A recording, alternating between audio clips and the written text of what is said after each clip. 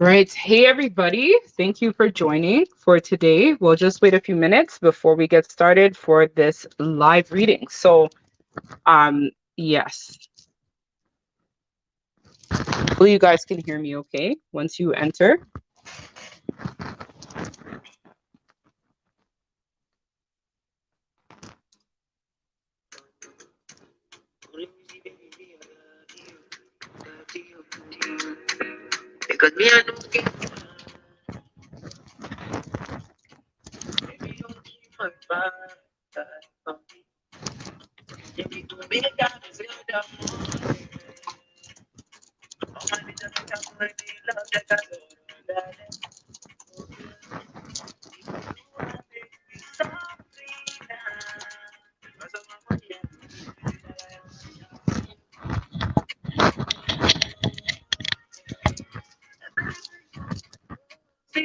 All right. Hey, everybody. So we're going to actually, I guess, get started because it is 6 o'clock. And I know that this one is going to be a little bit of a longer one so that we have enough time to do some readings as well as question and answer as well for the collective.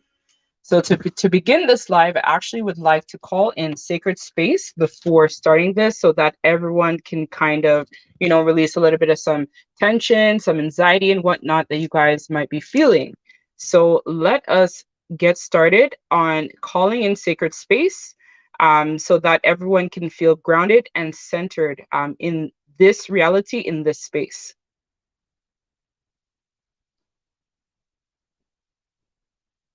So I'm just going to put some music, some grounding music, so that you guys are able to feel the energy of this.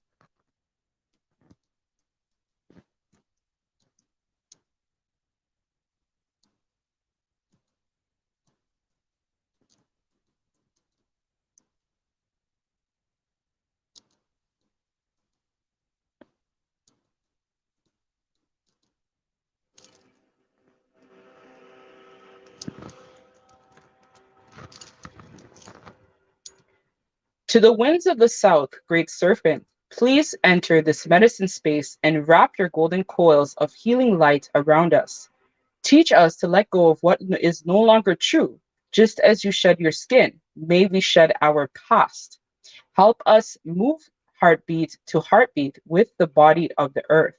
Allow us to release and renew as you do. To the winds of the west, Mother Sister Jaguar, please walk around this medicine space so that we feel safe to enter and tender place of true inside ourselves. Empower us to navigate the great mystery and teach us how to move through our own shadow and our own darkness. Help us to trust life by feeling our interconnection with it. To the winds of the north, sweet hummingbird, our benevolent ancestors, please fly into this medicine space and allow us to feel your ancient heartbeat. You who memorizes thousands of flowers but only goes by the ones that truly nourish you. Teach us about discernment and illuminate the path where our soul nectar is so that we may not be distracted by false images. Let us celebrate the sweetness of our ancestors. Those of you who have been here before and will be here after us, please help guide our way with healing. Honor synchronicity, magic, and grace. To the winds of the east, great eagle, great condor, please arrive into this medicine space and allow us to be lifted by you to our highest heights to see with wider view. Teach us how to fly wingtip to wingtip with great spirit, moving from probability to possibility. Help us to awaken from our dream drought and remember how to dream bigger dreams to live in collaboration and co-creation with spirit. Sweet, sweet Pachamama, Mother Earth, thank you for this body, this life, these hands, this heart. Thank you for holding us always and every moment so that we are never without you. Thank you for being so profoundly generous that every offering we could ever make to you is something you have already offered to us. Help to learn how to be more like you. Infuse us with love that you are. Okay, so now that we have called in some sacred space, let us top right into the topic. So welcome those of you who have joined, and those of you who are coming in, I also welcome you as well. For those of you, I know it's kind of like an unexpected read that we kind of were not expecting to happen, but kind of happened. I was called to provide this message to the collective. So for today, if you guys have any questions and stuff on any of the material that I am covering, you guys can feel free to leave your questions in the chat, and I will respond to them at when I guess I cover each part in section. So for this topic, we're going to be discussing my experience, or what I have experienced so far on my twin flame soulmate journey, as I've now encountered two ascension partners that helped trigger major awakenings for me. One, of course, being my twin flame, as I resonate with the twin flame soulmate collective, and the other one was a soulmate, but I like to call him an ascension partner.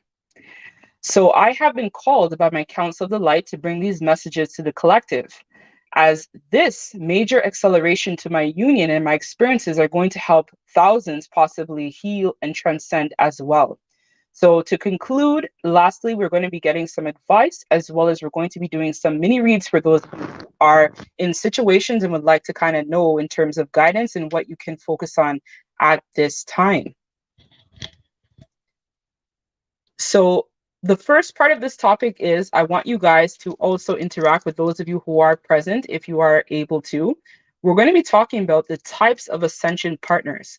So far in terms of me supporting the collective, so my clients, other persons that I'm also part of, I feel like this has been a topic that has been resonating for a lot of people who sometimes may mistake an ascension partner for some sort of connection, or they think that this is the one, or you guys are meant to be together. So some of this all is possible, that it is true, in fact, that you guys could be with this person.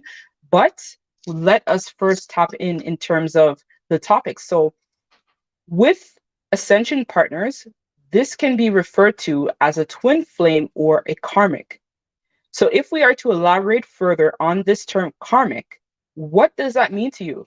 So for those of you who are not familiar with the term karmic, we can talk about experiences that kind of felt like you knew for your highest good that maybe this was not a situation that you should have been a part of, but for whatever reason, you still felt called to partake in the experience anyways. So for those of you who are joining, I welcome you. So if you could anyone want to just type in the chat and let us kind of know in terms of like what your experiences are thus far with meeting someone that you knew initially, maybe this wasn't so much of a good idea, but you still decided to go with that person anyways. So if you resonate with that, let us talk about that. So I'll just leave a few minutes for you guys to check in and chat, and I will respond and then see if you guys are on point in terms of what you may have been feeling intuitively. So any experience, it could even, doesn't necessarily have to be a romantic partner or a romantic interest that you knew wasn't necessarily for your highest good. It could also be a situation like a job, or it could even be a boss. For some people, they've had ascension partners through like work and stuff like that as well. I've also been doing some research and connecting with other people on this experience. So if you guys want to share, that would be great. I will appreciate any response.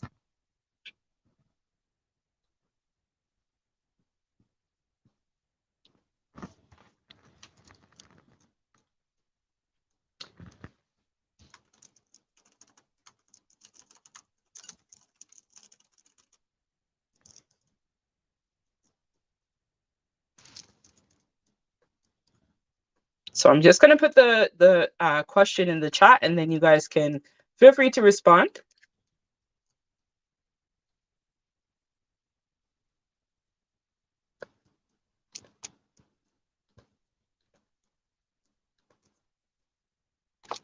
Because the idea here is to kind of get people talking and kind of allow people the time and space to actually feel safe to talk about, these type of experiences that they may have gone through, right? Because as a collective, we are all going through the same situation, but just different parts of our evolution as a whole. So for some people, meeting, a twin is a major catalyst in terms of their change. And for other people, it's kind of like a situation where they might have met a coworker, something along those lines. Hopefully you guys can hear me.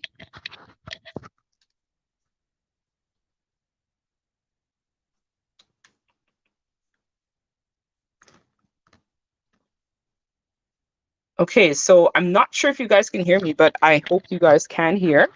So if somebody could respond in the chat and let me know if you can hear what I'm saying, then that would be great.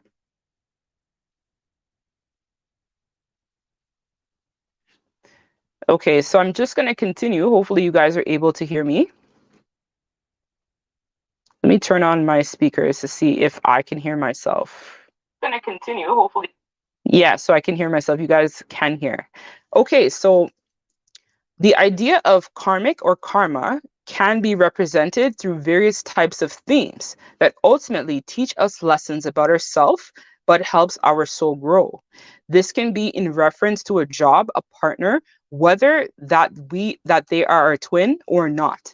So usually when you have met your twin, it triggers you to go through a profound awakening, something that is otherworldly. So the purpose of meeting your twin is not just the glitter and the glamour, as what sometimes I know a lot of people depict that, which is, there is that love and that instant spark and that deep connection that you feel to this person. But at the same time, the purpose of that is to trigger you to purge and heal karma that exists for both you and your twin in your bloodline. So usually I know that sometimes people kind of look at these situations as, okay, well, why isn't the connection working? Or, what can I do differently? But the idea here is to kind of help you and your person heal and transcend karma. So we'll move on, I guess, to the second topic or the second part of the discussion. So balancing of karma, so karmic debt. So what are some signs and patterns and lessons, right, that your person or even an ascension partner could mirror to you? So this is kind of like karma that is in your bloodline or even within yourself. So when we get reincarnated in different lifetimes, the purpose of each incarnation is to help your soul expand. So for a lot of you guys right now, I feel like a lot of people are coming online in terms of their gifts and also joining the twin flame experience or recognizing that they are a twin. And I've had a lot of people recently as well come to me for twin flame checks, which I've gotten rid of, but then brought back on my website because I felt called to as well. And so when that kind of happened, I kind of was like, okay, Spirit, I'll just go with the flow. I'll add it back. No worries. So I've had like a recent increase of people wanting to know whether or not somebody is their twin or not, or is this my soulmate? Because some people don't resonate with the term twin flame. They might resonate with it as the one or my soulmate or whatever instead of twin. So usually when you kind of have to kind of sit with this though. So if you know, right, that your person kind of and you are kind of working together, but the relationship feels kind of like, okay, well, I think it's my twin. I'm not really sure. I don't know if it's my twin. You'll know because you would have changed when you instantly met your person. Like you would know because you wouldn't be the same. So a lot of this, I feel like recently that's come online where I've had to kind of, support people around, finding out whether their person is their twin or not. I always tell people that there is a 33% chance that this person is your twin versus is not your twin. So in other words, you kind of have to also trust your intuition as well. So you can't just go by, am I really with someone who we're meant to be together? You have to go with your intuition. And this is why I talked about that at the very beginning of this, where it's kind of like you kind of learning lessons and going through triggers to really help heal your bloodline. So if you feel like, you are not sure about that, you guys can also book twin flame check. I've also added this back to my website recently because of the increase. So a part of like my experience, I guess I could say, in terms of meeting my ascension partner. So I met my twin flame back in 2020. So initially during that time, I was in a state of flow where everything was just manifesting for me. Things were working out. I was able to get a new place to live. I had different opportunities opening up. My abundance was on point. Everything was kind of in that energy of flow. And so a part of that kind of really helped. Okay, so we have someone here Okay, so Malika said we can hear you. All right, perfect. Thanks, Malika. So, all right, so someone says, so CQ says, driving and listening can relate to the Ascension partner. Yes, so the Ascension partner really helps with triggering, and thank you, Malika, for responding and saying you can hear. So the Ascension partner essentially too is just like your twin, where they help you heal and transcend karma. So I guess I'll go on my little story. So I met my twin back in 2020. And at that point in my life, I was kind of, I thought, at my best. Like everything was flowing for me. My money was up. My abundance was working out. I actually was in a really good position in terms of my career. I had gotten a new place. Everything was kind of like flowing and clicking into place for me. And so during that time, I kind of felt like, I was the shit basically. And then my person came, and everything that I thought was real or believed to be real was then crushed. But some of you guys I know who have also reached out to me experienced similar as well, where they may have dreamt their person before they met them, or other things have also happened as well before they met them. So they may have started seeing signs, synchronicity, stuff like that. I was someone who didn't even know anything about being, spiritual or whatnot. I actually grew up in a very religious type of household. And so spirituality was important for my family, but not in terms of like me being awakened to this type of level, if that makes sense. So basically, what happened was after I met my person, we actually separated. We went into separation in 2021, the end of that year, because during that time, there was a lot of different things that kind of came up. So we would say in twin flame soulmate terms, shadow stuff, I guess, that came up for us to heal and transcend. We both knew intuitively that it was kind of like a vibe or feeling, right person, but just wrong time. So like he even had told me, like, I wish I would have met you even like 5 years ago. If I would have met you 2 years ago, things could have been different between us. But when I sit with that and I really reflect on that experience, who would I have been 5 years ago, or who would I have been, 10 years ago? And I'm sure a lot of you guys may even be able to relate to that. Because when we think about, how a lot of us kind of come on this journey, we go through a lot of hardship. It's not an easy journey. And that's why I always tell people that this journey is really not for the faint of heart, because there's a lot of purging, there's a lot of triggering. You experience a lot of tower moments. You feel that codependency towards your person. You feel like you can't live without them, or, what would life be like without them? But a part of this experience really opened my eyes to recognizing that I'm strong just on my own too. Like my person is really just an extension of me, is really what that is. So I hope you guys also recognize that too. Like, yes, there is, that undivine love and connection you feel towards your person, but ultimately there's other things that need to happen. So anyways, I met my Ascension partner, my second one, in early 2022. So after me and my twin separated, I then met my Ascension partner back in 2022, the beginning half of the year. So during this time, I thought that I was good. I was healed. I was great. I actually remember praying and asking the divine to bring me a soulmate, or bring me someone that I felt would have been more aligned with me, if that makes sense. So I kind of was like, okay, whatever. I'm off the twin flame journey. I don't give a crap if my person comes back. Whoop de whoop, whoop de whoop.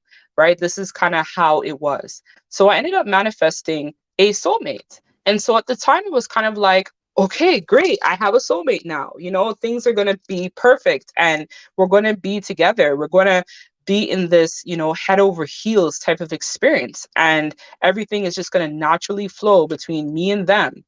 But what I came to recognize and realize is actually no, because there's still karma and there's still karmic debt that was still needing to play out, in terms of me learning lessons about myself, and my person even learning lessons about himself too.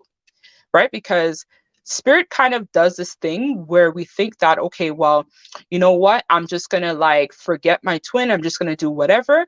But they bring you exactly who you feel. You're like, okay, so I'm like, okay, let me boss up now. Let me ask spirit to bring me a twin, bring me a soulmate. So he brought me the soulmate. And then I was like, okay, I could do this. He's still he's cool, you know, like he's kind of like, okay, you know, everything is going well with him and whatnot. And he's not at his best, but I could still work with him. I could still do it. And it's not the same kind of triggering that, like, say, you and your person would experience, but you will get triggered. So ideally, anything that is still in your psyche that needs to be purged, the person, the ascension partner, the soulmate, they mirror that back to you because they're not at their best. So they're very much still vibrating in that karmic energy because you're not healed. So you're not going to expect to find someone who is at their best when you're still not at your best, ideally. So when that happened, there was a lot of crying, there was a lot of upset. Him and I really had a great experience in the beginning because he was also someone who is spiritual, and he grew up very much in a family that also was quite spiritual as well, because he is a part of the kind of like Hindu Caribbean type of community as well. So for him, you know, the concept or the idea of spirituality wasn't something that scared him. So I was like, finally, somebody who, because for my twin, that was something that he was really terrified of or afraid of, you know, the woo woo type of stuff. But with my soulmate, that was something that we really bonded well over. And this is why sometimes I feel like you kind of feel that sense of illusion because you tell yourself that, okay, well, this is it, you know, like finally I'm going to be in love, I'm going to have everything work out and everything is going to go. So ideally, what ended up happening was that through the process, my soulmate actually had a twin. So my soulmate is a twin flame too. And so him and his twin were actually in separation during the time that we actually came online together. And so it was the same kind of idea that I had with my person too. So even though we were kind of like in the stage of like getting to know each other, trying to bond, trying to get to know each other, trying to do our thing, whatnot, ideally, it was still not a great situation because my soulmate's heart was really with his twin, just like my heart will always be with my twin. So even if it is, let's say, for example, you go and you manifest that soulmate, or you know, you think, okay, well, I'm just going to move on from the experience or I'm just going to drop it. No, you always feel that connection to your twin. So you'll still dream them. You'll still be getting the signs and synchronicities. You'll even dream your soulmate too, right? Or ascension partner as well, right? We've had experiences like that. Or you'll still be getting those type of powerful signs, or, you know, you'll still have people, like I had people, it's crazy, coming to me on the street telling me that they know that this person is my soulmate, but really my heart is with my twin. But a lot of that I say to you, collective, because ideally you kind of learn about loving your person in an unconditional way. So it came to a point where like my soulmate and I had conversations about marriage and wanting to move the connection forward and stuff like that. And I was kind of like, no, I will never marry you. And so it wasn't a disrespect or a slight to him, but it was more along the lines of me recognizing that his heart was obviously with his twin and my heart was with my twin too. And so the purpose of this was so that we could mirror to each other what we were not seeing when we were interacting with our persons. So for him, he was given many lessons, many situations that he was refusing to acknowledge, accept, or understand. And so a part of this kind of was like meant to teach him a very powerful lesson or two about himself, and the same with me. And so it was through me kind of like stumbling across, or I guess they always say, right, in Reiki terms, you kind of like Reiki finding you. That's kind of when I finally went through the last or powerful awakening that I had. So basically, it was kind of like us triggering each other, just like my twin flame, triggering, testing each other, you know, some mask and whatnot, not being vulnerable, not being completely open and whatnot as well, in the connection. And so I want to go back again to the term because I don't want to get a little bit too close off topic, but we can say from this experiences, you know, what lessons were we meant to learn, right? And so a part of that was kind of me being disloyal to my heart and ultimately feeling like I was not being loyal to myself and who I really was inside. Because in order to go with someone else, but you know, so there would be instances where I would even be crying on his shoulder for my twin, and he would be like, I feel your pain, Angie, but I have no tears to cry. And I would be like, oh my gosh, I miss my person. And he would be like, I know, I hear you, but I feel like I have no tears to cry either from his experience that he was going through as well, while he was also separated from his person. So part of this also was to really help with balancing that karma, right? Learning those powerful spiritual lessons that I was not seeing.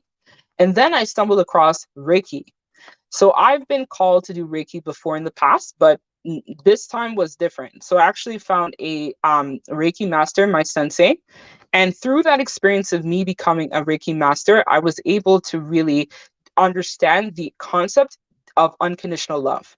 So a lot of people, when they, let's say, get attuned for Reiki, their attunement is kind of like different for everyone. But it was through my attunement and through my Reiki master telling me that, now that you're a Reiki master, if you do not embody that unconditional love or enlightenment, you're going to be having low vibrational entities attack you.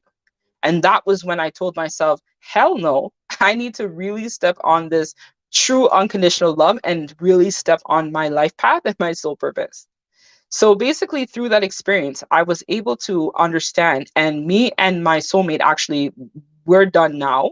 But the idea was so that we were able to forgive. So that was the final test. I had to learn how to forgive him, how to understand that this was helping the both of us receive the gift of healing and enlightenment.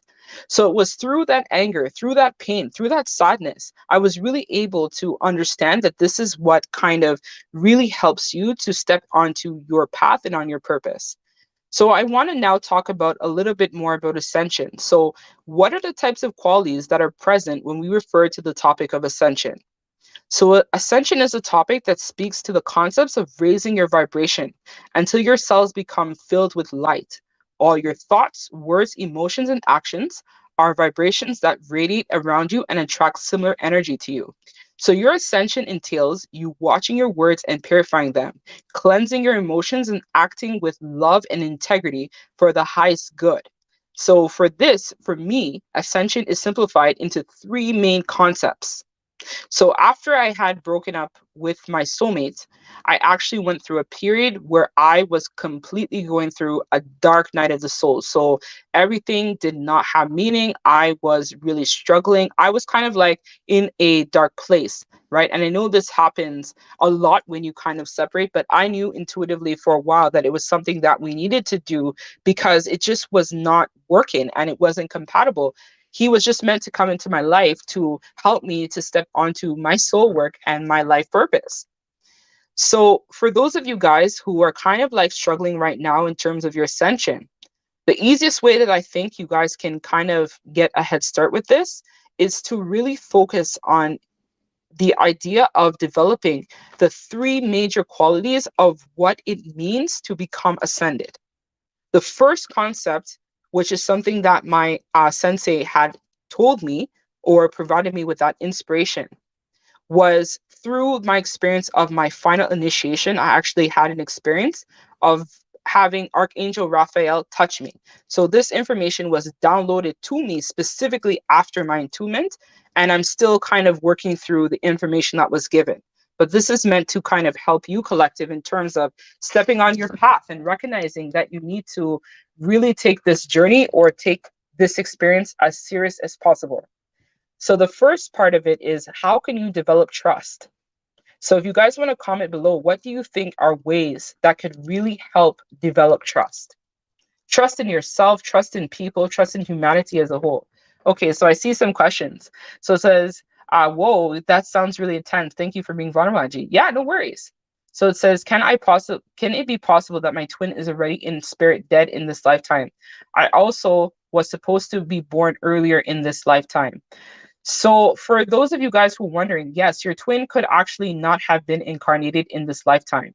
So for that kind of experience, you would have to kind of message me offline, or I can save that and possibly look into it later. So thank you for sharing that. So I think for you, I'm not really going to speak to that right now because I think that's a little bit sensitive and I don't know how comfortable you are with me sharing that completely on this live right now because that's kind of personal. But anyways, I want to ask the question to you guys. So I'm going to put it in the chat. And if you guys could even respond, that would be great. So how can you develop trust, right? What does trust really look like for you?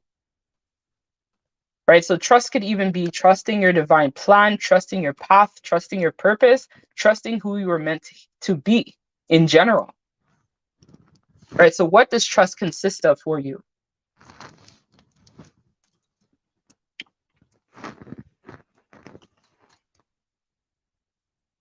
Okay, no problem. So thank you, Gis K. I will look out for your email and then we will take it from there. So how can you develop trust, collective? So I'm going to really let you guys sit in that energy and really think to yourself, what is trust?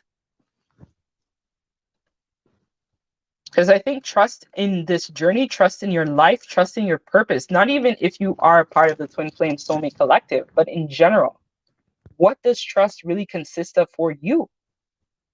Because I think a lot of the time, for those of us who are awakened to this experience, we often ask ourselves this question, right? How can we develop trust?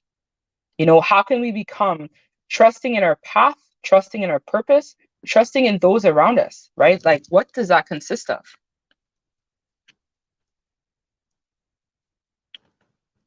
Okay, so trusting myself first. So exactly, right? Trusting yourself first is the first and foremost step, I believe, to really understanding yourself as a whole, right?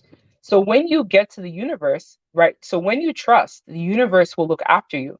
So you attract trustworthy people into your life. So for those of you guys who are really struggling with people who might not be trustworthy or who might not be in the best energy, right? That's because your vibe attracts who you resonate with.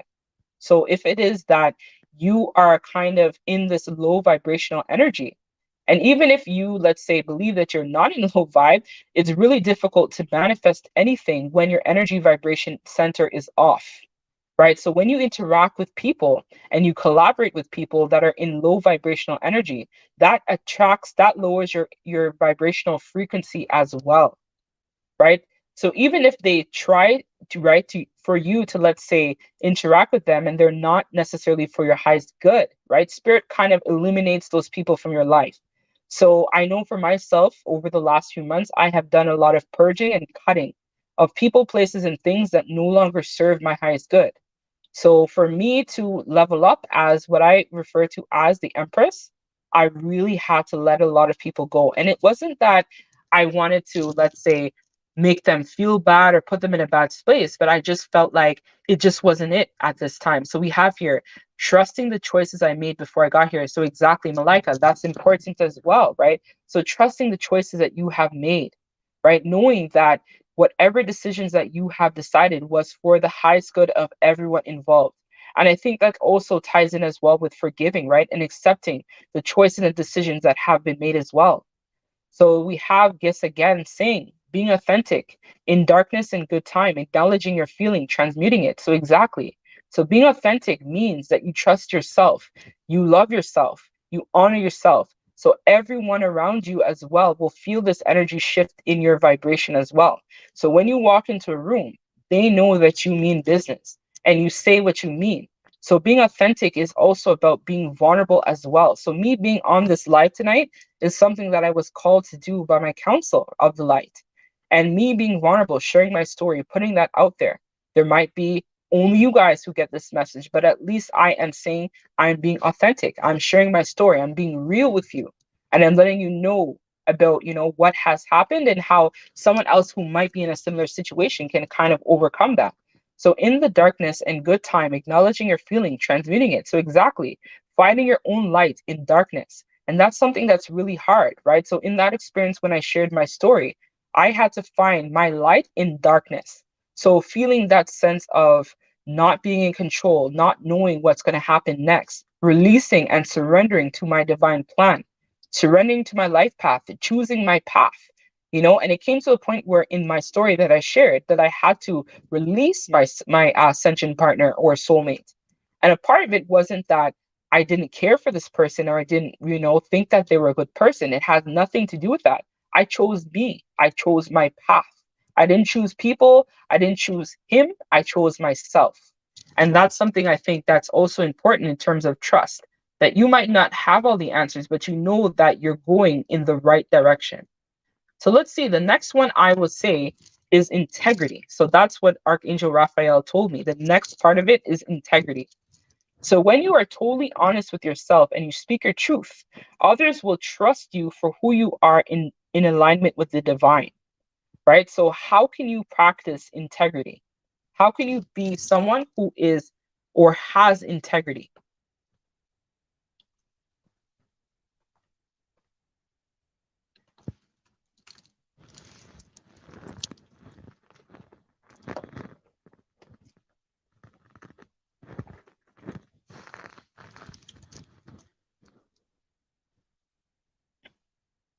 What does it mean to have integrity? You know, this is something I think in today's society is really hard for people, right? A lot of people don't have that integrity, or you know, they kind of are not that leader type where they kind of, you know, sometimes follow people because they think that, you know, this is what they must do. But again, when we go back to the energy of trust, right? That's all about acknowledging, right? And knowing that you are making the right decisions that are for your highest good. So how can you have integrity?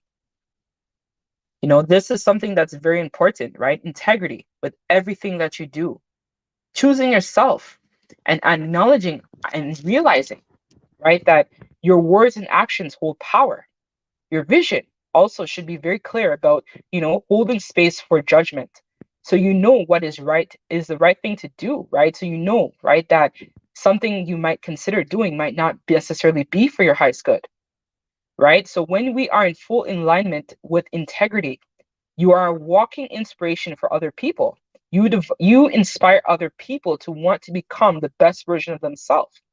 That's what I feel really resonates with the energy of having integrity, right? Inspiring other people to become the best version of self. And most importantly, you are the best version of self. You don't sell yourself out. You don't sell your heart out. You don't sell people out. You know that you must do what is right for you. So it's about not being ashamed to speak, even if I make people uncomfortable with respect. So, exactly, right? So, not being ashamed to speak your truth, right? Holding space for your truth, acknowledging who you are and who you're meant to be in this lifetime.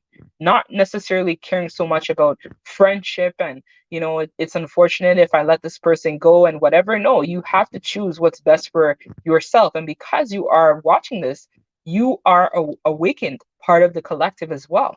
So that means that anything that we do that isn't aligned with the divine, our consequences are even higher because we know better than something that someone else would have known. So let us continue. Thank you, Gis, for sharing that as well. So we have here, how can you receive blessings from the divine? So blessings is another one that also is what Archangel Raphael had explained to me as well, or gave me the intuitive downloads about the next part of it as well. So Malika says, for me, it is uh, cohesive in thought, word, and deed. Exactly. So everything has to be in sync with one another. If things are out of balance, then the whole balance and flow is off.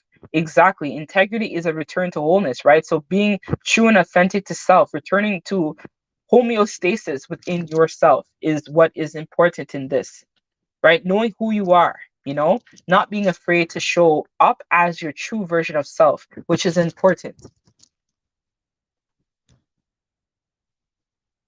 So thank you, Malika, as well for sharing, and thank you, Gis, again for sharing too. So my next question I have for you guys is, how can you receive blessings from the divine? How can you guys receive blessings?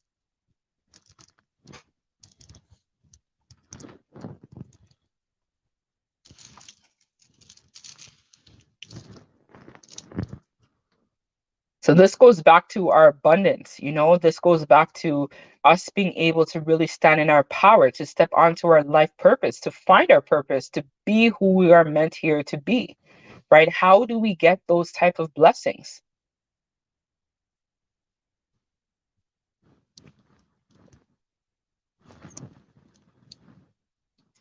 So I believe in this context, it starts with your forgiveness.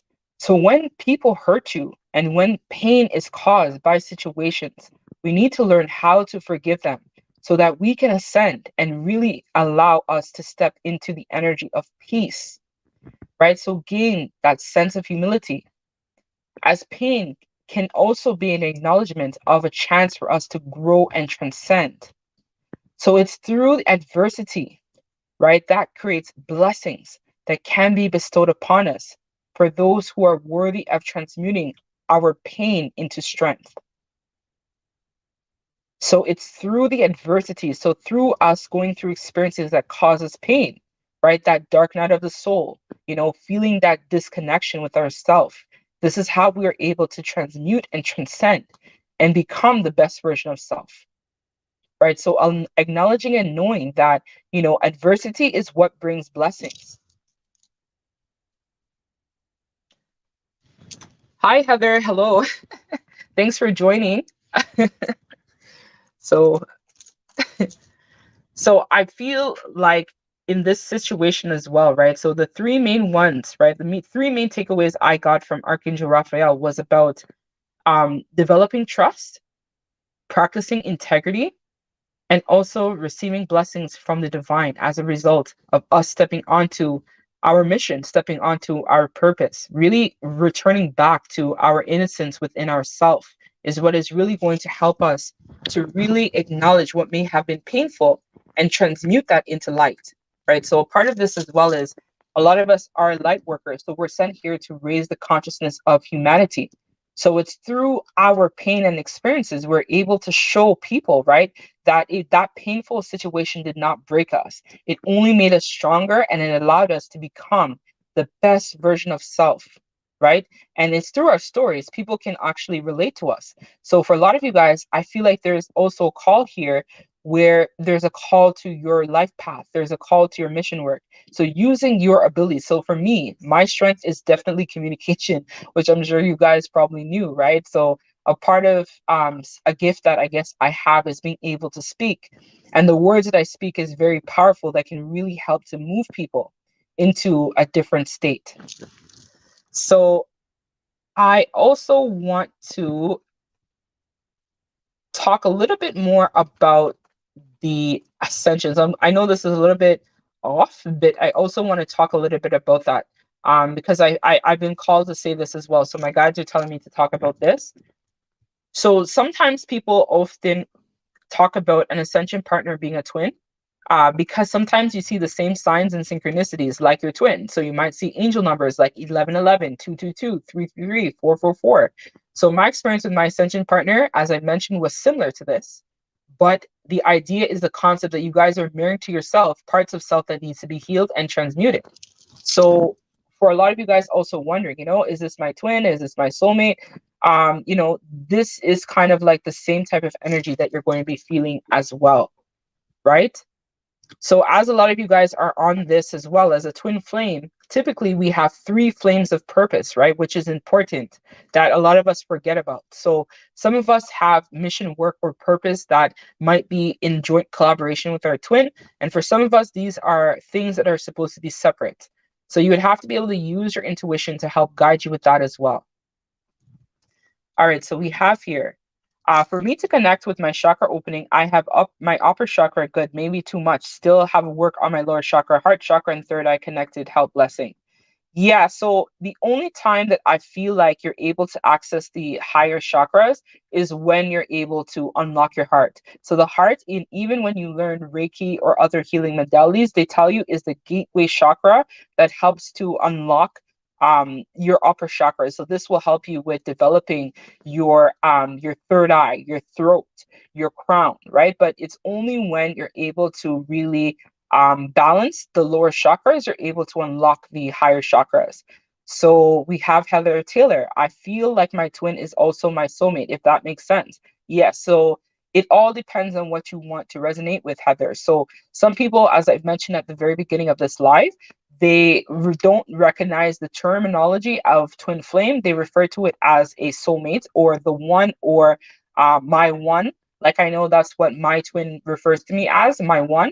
So with that being said, it kind of have to use your gut and your intuition, but ultimately you guys are a counterpart, if that makes sense. So it's all matters about you guys recognizing that you are in fact a counterpart with this person. So some people as well, what I wanted to also share too, there's a lot of people who also get stuck thinking that someone is their twin or a soulmate, and sometimes waste an entire lifetime thinking that, but it's actually not the case. So for those of you who are wondering if, you know, your person is your person or are they really your twin, I also do twin flame checks. So you guys can also check out my website for details of that. I can leave that in the description bar of this video as well too, because I think that's also important. So even if you missed this live and you're coming up against it at a later date, because this is also considered timeless, this is also going to resonate for other people who weren't able to be here tonight, but it will resonate with them deeply at another time. They're just at different stages of their evolution right now. So we have gifts again. I have level 2 Reiki and the connective healing one. Okay, that's great. So you're on your way to getting your Reiki things. And so a part of Reiki as well is once you get attuned, there's going to be a lot of major changes and whatnot happening for you. Major. Like for me, I literally had gone through a place, as I said, where I was really in like struggling. I had to like have people literally come pray over me and like really guide me. So during that time, it was really hard, but it was a very positive time because it was through that I had Archangel Raphael come and touch me, and I felt like a sense of me being rebooted again. So it was like everything for me felt down, which is not how I am. Usually I'm someone, I have lots of energy. I'm always ready to go, ready to work. I'm ready to do whatever I need to do. But in that case, it was like my whole thing needed to be recalibrated. And that was when I was able to discover what was my life purpose and why I was sent here. So I'm actually in the process right now as well of changing careers. So for a lot of you guys watching this, I feel like this is also going to resonate as a message for you too, because you might believe that your purpose is one thing, but when you go through that profound awakening, you'll recognize that your purpose is actually not what you thought it was. So for me, a lot of you guys may actually know that I have been working in the field of social services for years. My life purpose has nothing to do with social services. It's completely different. So for example, I am now going to be doing something more aligned in the business world. So that's completely different in terms of what I was doing prior. So I'm going to be providing education to people around the workplace and what that looks like, what that consists of, right? But I'm going to be using that through a creative gift that I also have as well. That's going to help to put my messaging out there as well too.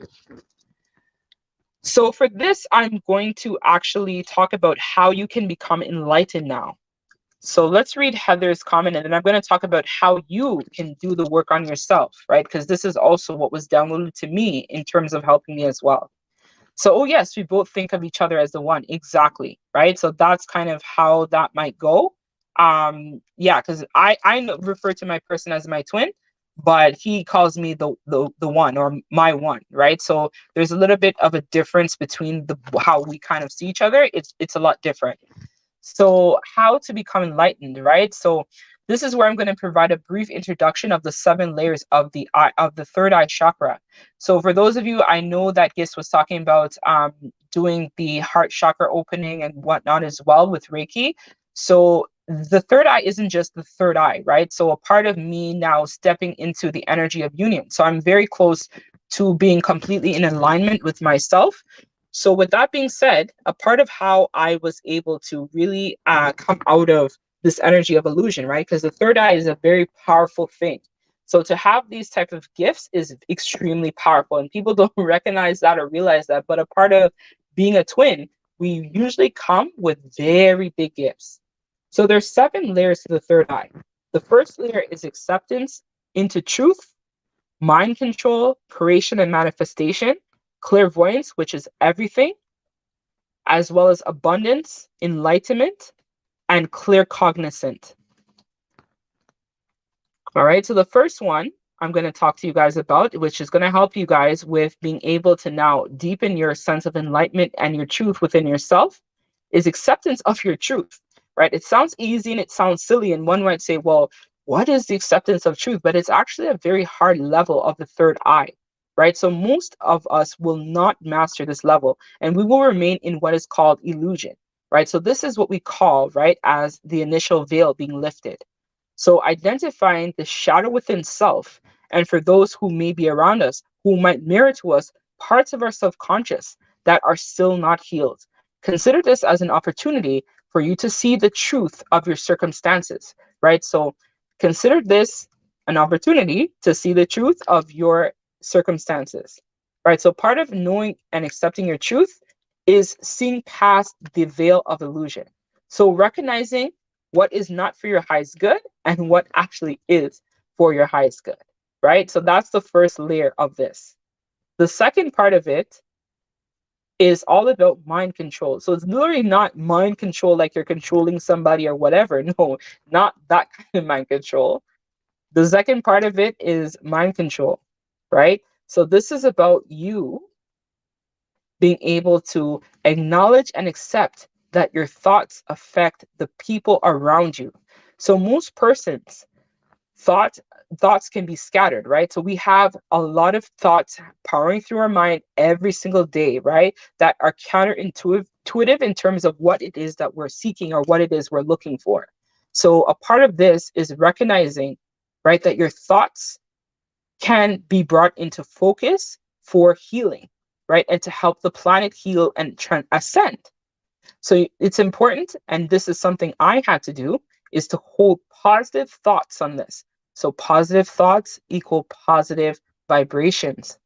So we often blame other people for what has happened, when in fact, they may have brought these people to us, right, that have been manifested through our own reality. So let that sink in. You may have attracted these people to you, which you find to be a burden or a problem or a trouble, whatnot, because we manifest from our thoughts, which equal our reality. So positive thoughts equals positive vibrations. So that's the second notch. And if you're able to master that, then you'll definitely be able to step into enlightenment, right?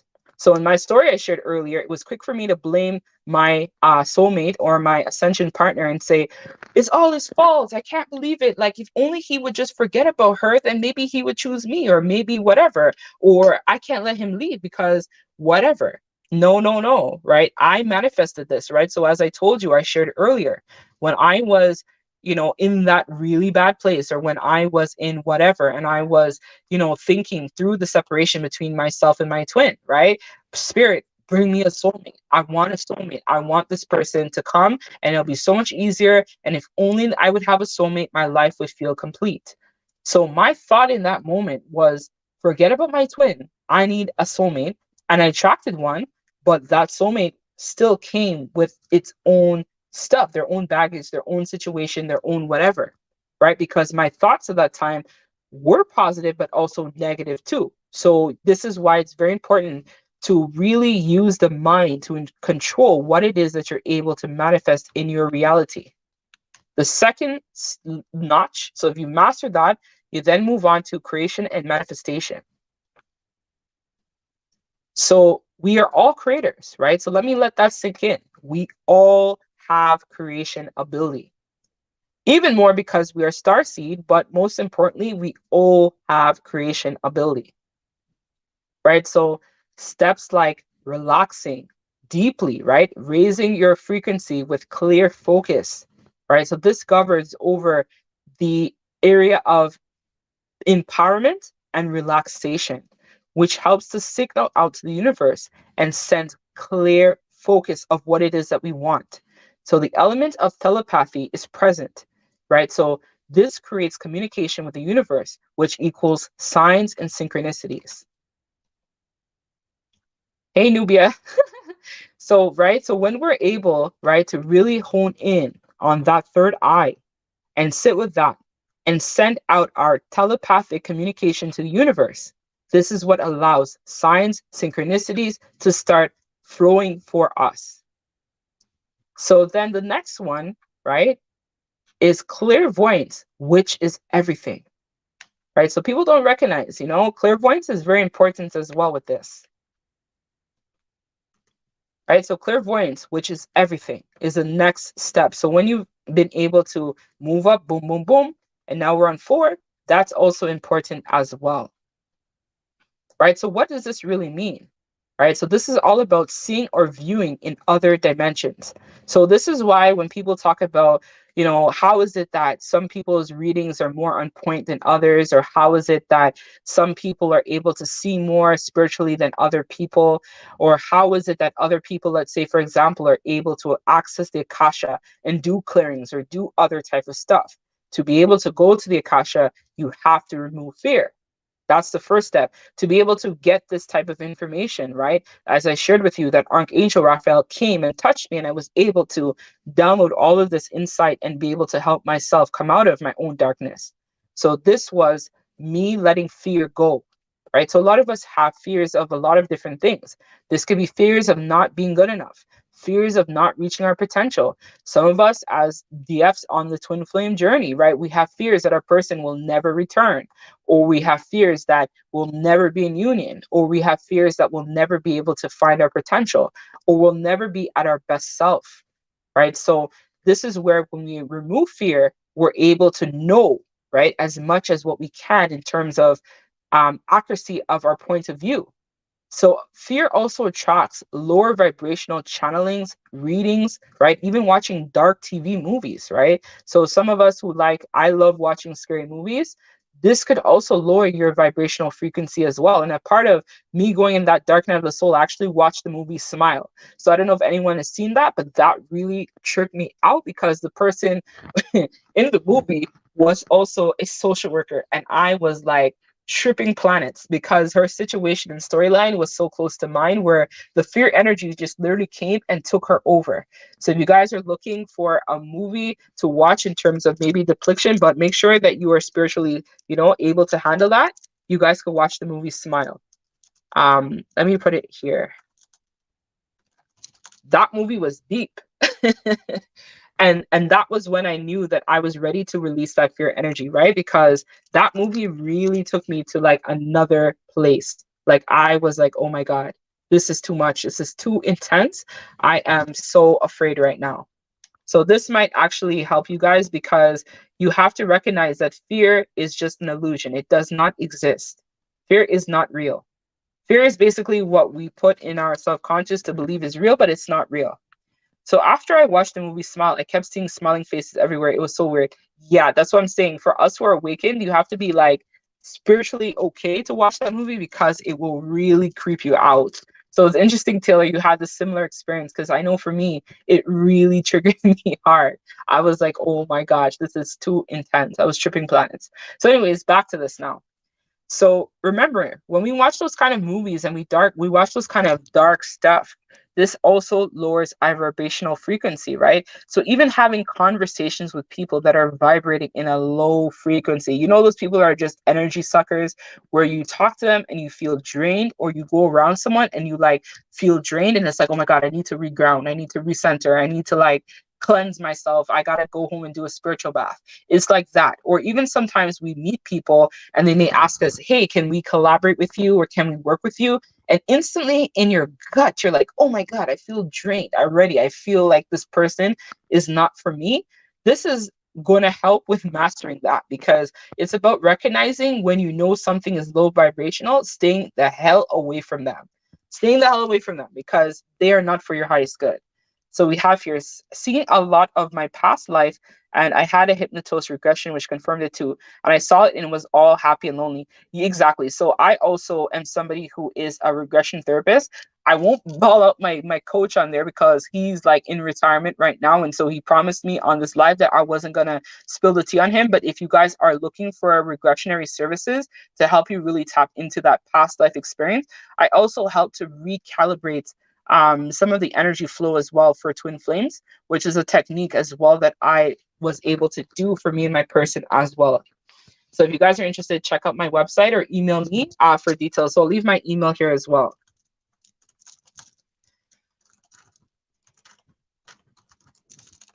So that I did, it was a crazy ass, that was a wicked session as well I had. And I was able to be, that was how I was also able to break the contract between me and my soulmate and be able to move on, if that makes sense. Was through that practice that my my mentor actually did with me, that was how I was able. So it was through regression and hypnotherapy that actually helped me too as well, which I was actually going to get into that. So it's quite interesting that this was also brought up as well, because that's also an experience I've had. So we have here, Heather said, I had to cut off one of my very, very close friends because she was in a low vibration because of her situation. I told her she was to heal, but it's not ambiguous, just want the best for me and her. Exactly. So this is also some of it too, right? So sometimes I know it can be hard to let these people go, but you kind of have to choose yourself in that situation as well, right? Recognizing that these people are not necessarily for your highest good, and saying to them like, hey, you know what, like, it's not personal or anything like that, but I just feel like we're just not in alignment. Maybe it's a situation where you need to like spend some time alone, and maybe once you've healed, we can come back and revisit this, right? So that's also part of it as well, right? Recognizing that you are delaying your own evolution by staying in these situations that are not for your highest good too, right? So hard decisions have to be made. If you want to ascend, you want to evolve, you got to let people go. I've had to cut off a lot of people this year. People, at one point, I even had like crazy amount of like friends I let go this year too. It's nuts. Friends, jobs I had to release as well. These are all things I had to let go of if I really wanted to give myself an opportunity to really work on my purpose, right? It was about being light. So we have Shawnee as well. Hey, how do we know if we are low vibrational? So you can kind of feel that, right? But sometimes it's difficult to really tell, because if you're used to yourself, if that makes sense, it's kind of hard to tell that you're in a low vibe. So usually one of the telltale signs is your house or your place wherever you live in will be in chaos, or it's not as neat as how it normally would be in terms of your standard. That's to tell that your vibe is low. Maybe you might feel a little bit more tired. This is also one of the signs as well. You might necessarily start getting like headaches a lot. That might also resonate as well for you, where you may feel like your head's hurting or your stomach hurts, or you just feel like, you know, you're putting on a lot of weight unexpectedly. These are some of the signs as well. You might also feel like a lot of anxiety as well. That's also low vibrational. So that's some of the signs that I know that may come up, but everyone's situation is different. So you kind of have to focus on clearing your energy field in that case, right? So this would be, some people are gifted enough where they can draw light from themselves and kind of pull themselves out of it. Like me, I'm able to draw my own light and pull myself out of whatever negativity is coming at me, and recalibrate myself. I have enough strength to do that, but some people don't, right? So if you need to more details, exactly. So thyroid is also a part of it as well too, right? So thyroid could also be, right, because usually when we start getting sicknesses as well, this is also a sign of low vibration, right? So this is also part of it as well. But Shanti, if you want to email me offline, you can, and we can take it from there, because I don't want to put too much of your business out, and you know, I don't want to uh put too much of your business out here, right? Because even though there's not a lot of people right now, I know that a lot of people are going to be tuning into this later on. Oh, I forgot, that's the wrong email. Angie's Awakening, my apologies, I put the wrong email. Let me put the right email in here for you. You can email me about your situation. So let me fix it. Hold on, where is it now? All right. All right, so back on topic. So we talked about 4, right? Which is clairvoyance, which is everything. So there's 5. There's a few more here as well, which is going to help you, which is abundance consciousness, right? So to say that we are abundant, what does that mean? Like, what does abundance mean to you guys? What does abundance really consist of? What is to have that abundance mindset? What is that? So most of the lower levels, which is kind of similar as well to, you know, even the levels of the body as well. So once you've kind of mastered those kind of lower vibrational energies, you start to really manifest abundance consciousness. Like things just start working for you. Unexpected stuff may happen. So what are some unexpected things that may happen when you tap into the energy of abundance consciousness? So let's hear about some abundance consciousness. What does that mean, guys? And thank you for those of you who are joining and also coming. I thank you guys as well for that too. So what is abundance consciousness? What does that mean to you?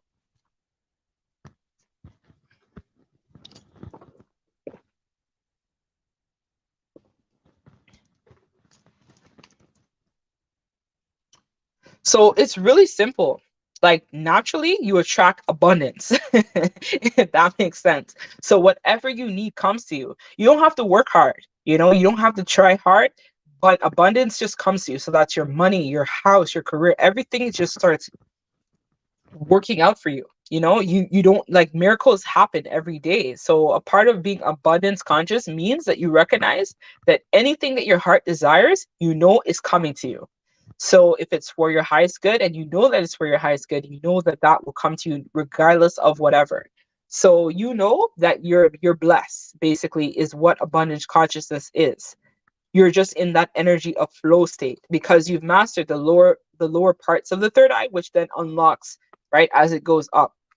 So we have here enlightenment, right? So work in collaboration with Archangel Raphael. So again, that was the experience I had, right? Where I was able to work in collaboration with Archangel Raphael, right? Which is an ascended master, someone who is very much connected to the divine.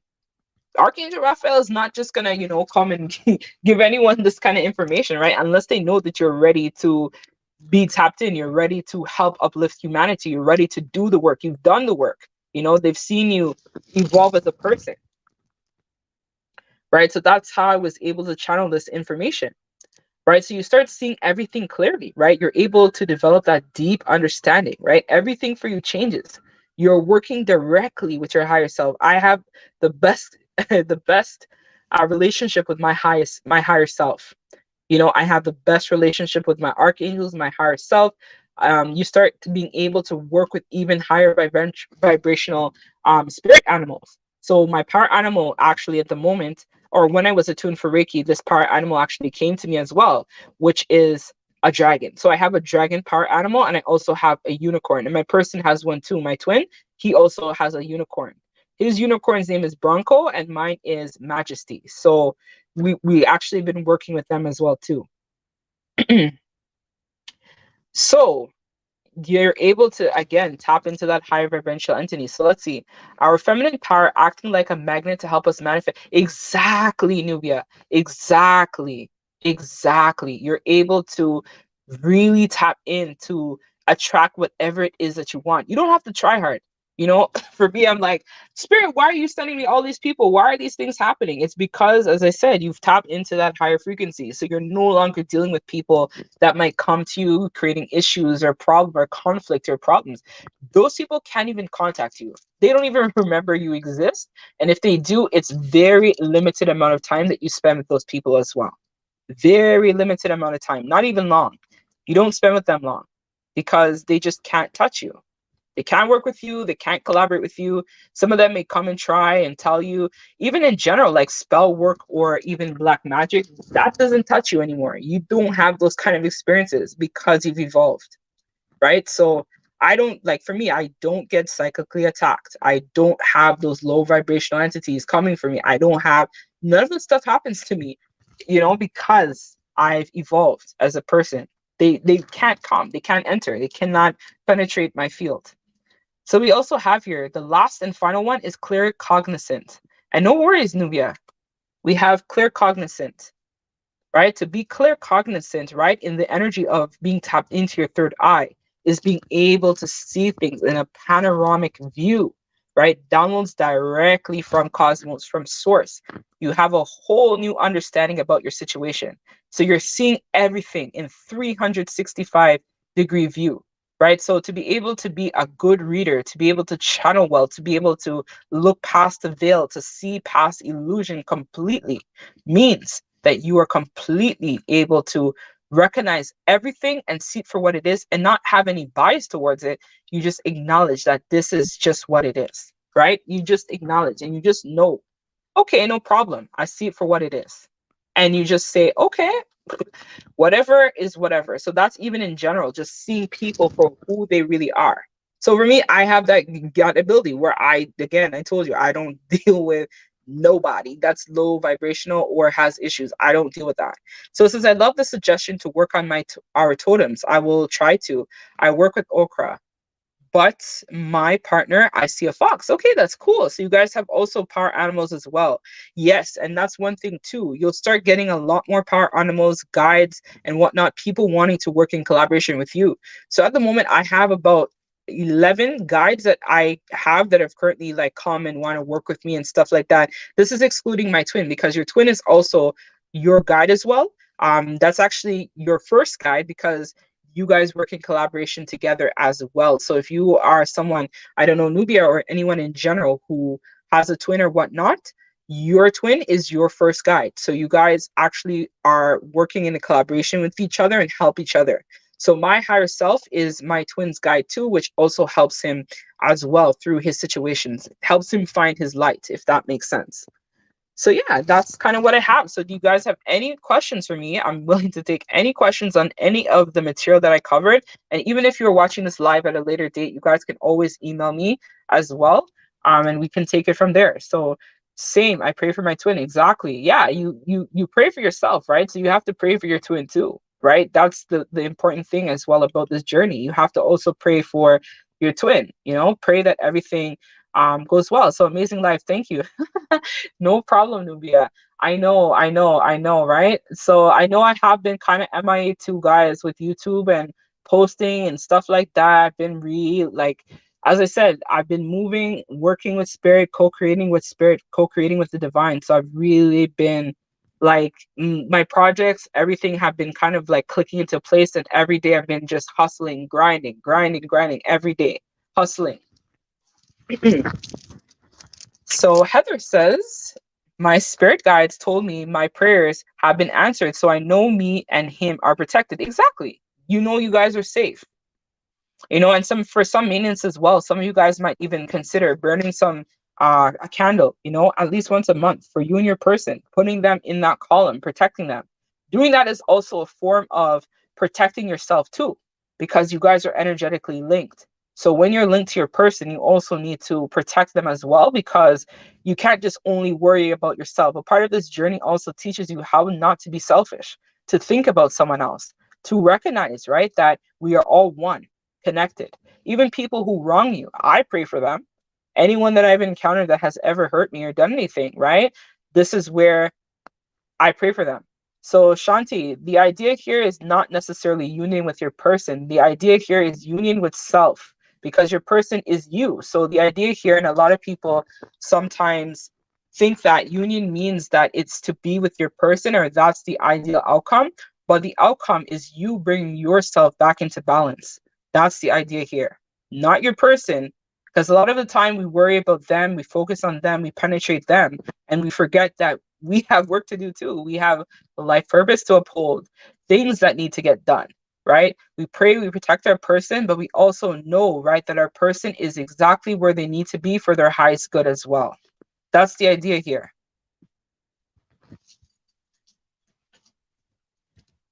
This is where, as I mentioned early on, going back to that idea of trust, right? Trusting the divine, trusting that everything is working out for your highest good, right? Releasing anxiety, releasing your fears that, union is not possible.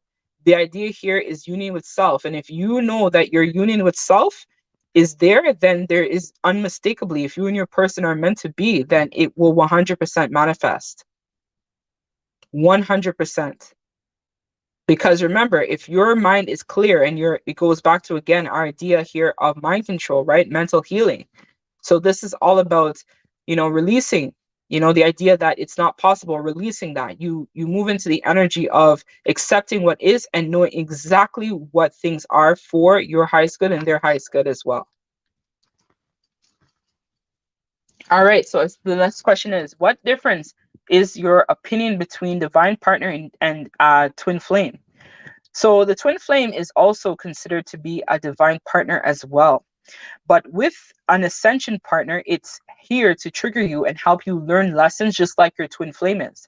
So this is why sometimes people will confuse an ascension partner as well with a twin flame. Sometimes for some people, they may decide in this lifetime that them and their twin are just not meant to be together, because the soul is meant to expand in different directions and different levels of consciousness as well. So in regards to that, I hope that kind of answers your question, Gis, as well. So we have here Heather. So, oh, no worries, Shanti. Yes, I told the universe to bring us to union at the right time because I know he has things to work on in his situation, and I have insecurities to work on too. And I know we'll 100% be together. Exactly. So this is not about kind of like wasting time. The idea here is you're supposed to be working on yourself, figuring out what are you here to do, right? What is your mission work? What is your calling? What is your purpose? Why are you here? This is what is really going to help you tap into that energy of being in alignment with yourself, right? Being in the energy of union, right? So as you can see, I'm my union is not far from now, right? That's why I'm able to come on and provide this information to people that might need that support, right? So this is all about trusting your path, trusting your purpose, releasing insecurities, right? Which is energy of fear, right? Insecurities is fear. Fear is food for the dark, and that will just put you in that cycle of overthinking, right? Manifesting those dark thoughts, thinking the worst of everything. So it's about releasing that and knowing that everything will work. So how has your journey been with your twin, Angie? So my journey with my twin has been a bittersweet journey. I mean, damn. As I said at the beginning of the live, I thought I was someone that was the shit, right? I thought I was healed. I thought I was good to go. I thought everything was on point. I was like, I don't need a man. I don't need anybody. I'm good. I got it all covered. Right. So when I met my twin, this was back in June of 2020. So I'm actually Cancer. So I met my person just before my birthday actually was when I met my twin. And actually, during that time, him and I actually really kicked it off great. Like, and this is why I say like the twin flame journey. Sometimes we kind of like feel like, oh my gosh, but he was perfect or they were perfect. Why is it not working? So him and I essentially we really got close very fast. My twin, he's my dog, you know. My twin and I had a very good relationship. We always had a good relationship. No matter what, me and my twin have always been close, despite of everything that happened. So my twin flame journey definitely I could say was something that had a lot of ups and downs, trials and tribulations. But one of the shadow qualities a part of our relationship definitely was infidelity and cheating, right? So a part of that as well was something that was hard for me also to acknowledge, but there was a part of myself that was ultimately cheating myself. So when my person I felt like would cheat on me, it was really mirroring to me that I was cheating myself, right? That I needed to raise my standards. I needed to recognize my worth. I needed to know, right, that it wasn't okay for me to settle for less than what I deserve. And so we actually separated back in 2020. No, yeah, 2021. We separated because actually the karmic contacted me and I found out that my person had put me in a third party, and we had prior conversations about that as well. And that's what led to us going into a major separation. So we were separated basically for a year, over a year actually. And during that time, that's when I met my Ascension partner. So shortly after me and my twin had gone our separate ways, and I told him, fuck you, I'm done. I'm over it. I never want to hear from you again. I don't hear anything you have to say. I kept dreaming him. Even in my dreams, I was fighting my twin. You know, like we would literally be like arguing, like I'd be arguing with him, whatever, as well, and whatnot. But it was basically what happened was during that time, I had started talking to my Ascension partner, aka the soulmate. And during that experience, I kind of was trying to go with the flow. So I had basically talked to one of my mentors, and they encouraged me to try to like make it work or make the situation work. But I kept feeling in my mind that it wasn't in alignment with me. Like I kept telling myself that it was going to work out, it was going to work. But ultimately, it was not for my highest good. And I was basically lying and playing myself, basically. So, anyways, fast forward. What ended up happening was I found out that my Ascension partner was still talking to his twin, and I literally blew up on him and I literally ended the connection altogether. Because that's one thing I do. When I get like really upset, I just end it. But there were signs and whatnot leading up to it. Like my Ascension partner kept telling me that he was going to change, he was going to put in the work, he was going to be better. He was going to, focus more on his spirituality. He was going to develop his gifts more. He was going to do this and that. It was all kind of stuff in terms of what they usually will do to you to kind of keep you stuck in that cycle of illusion. So often they will make promises that they cannot keep, but it's not that they wish you well bad or that they want to hurt you. It's more along the lines of them just not being able to show up for you because you're still not in alignment with yourself. So basically, long story short, in the summertime, I actually was going through a major career change at that point, where I quit my job. I was making over six figures there. I was actually very successful working in my field. I was working directly with politicians and other members of government, building programs and helping society. So I was very much high up in the chain in terms of my career. And at this time, and a lot of you guys may not know this, but I'm actually still quite young. So that was something for me always, like throughout my life. I've always been someone that was very determined. I had a very big mindset in terms of what I wanted to do by the time I was 20, what I wanted to do by 25, what I wanted to do by 30 as well. So while I met my Ascension partner, I was going through that career change where I quit my job on the spot. I was making over six figures. I was working high up in terms of levels or tiers of my field. And then pretty much it was me going kind of like freelance where I was doing spiritual stuff. I was doing other types of social work as well. I was also doing other types of outreach services. So I was kind of like doing freelance, I would say, for some time. So when that happened, basically, and this was, mind you, all 2022, this was all happening during 2022. At that time, I also lost over 120 pounds naturally. So I was working on my fitness. I was trying to figure out my plan. I was building my spirituality. I met my Ascension partner. So all this time, I was still hustling, still grinding, still doing the work, still doing everything else as well. And then basically what ended up happening was I remember I kind of went into a situation like in um the summertime where I needed some sort of support. So I had reached out to my twin basically, and I was like, hey, like, I'm sorry about everything. I know that you and I are not really speaking right now, but can you do me a solid favor? I need this help. And I was surprised. Like, my twin sent me like a substantial amount of money. And I was like, what the? I was shocked. I was like, oh my God, are you serious? He actually sent me this money. I'm so shocked. So he didn't say anything. Like, he didn't message me back. He didn't say anything. And after I got that money, I just felt in my heart space that, like, no, I need to leave this Ascension partner. I still love my twin. I've been lying to myself all this time. I still love him. I still want to be with him.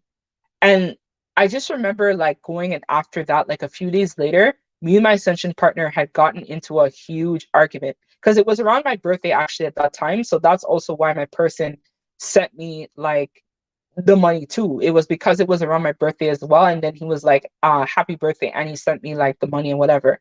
And I just remember getting the money and I just remember crying. And I was like, oh my God, like, I can't believe he still like loves me because he doesn't have to give me shit. Like, he doesn't owe me anything. The relationship was long done. I told you fuck off. I told you things are over between you and I. So he had no reason to send me anything. But I just remember after that experience feeling like there's still hope. Why am I with him? I don't love him. Like, it was a loveless relationship really between me and my Ascension partner. Like, my heart was with my twin. And after that, I had told my Ascension partner or my soulmate, I was like, look, man, look, I'm like, look, we're together and you're not even taking care of me properly. You're not doing this, you're not doing that. I remember starting to like rip into him and blaming him for all of the things that he was not doing. But then ultimately, really and truly, I feel like when I look back on the situation, right, at that time, of course, this was unhealed, unevolved Angie, right?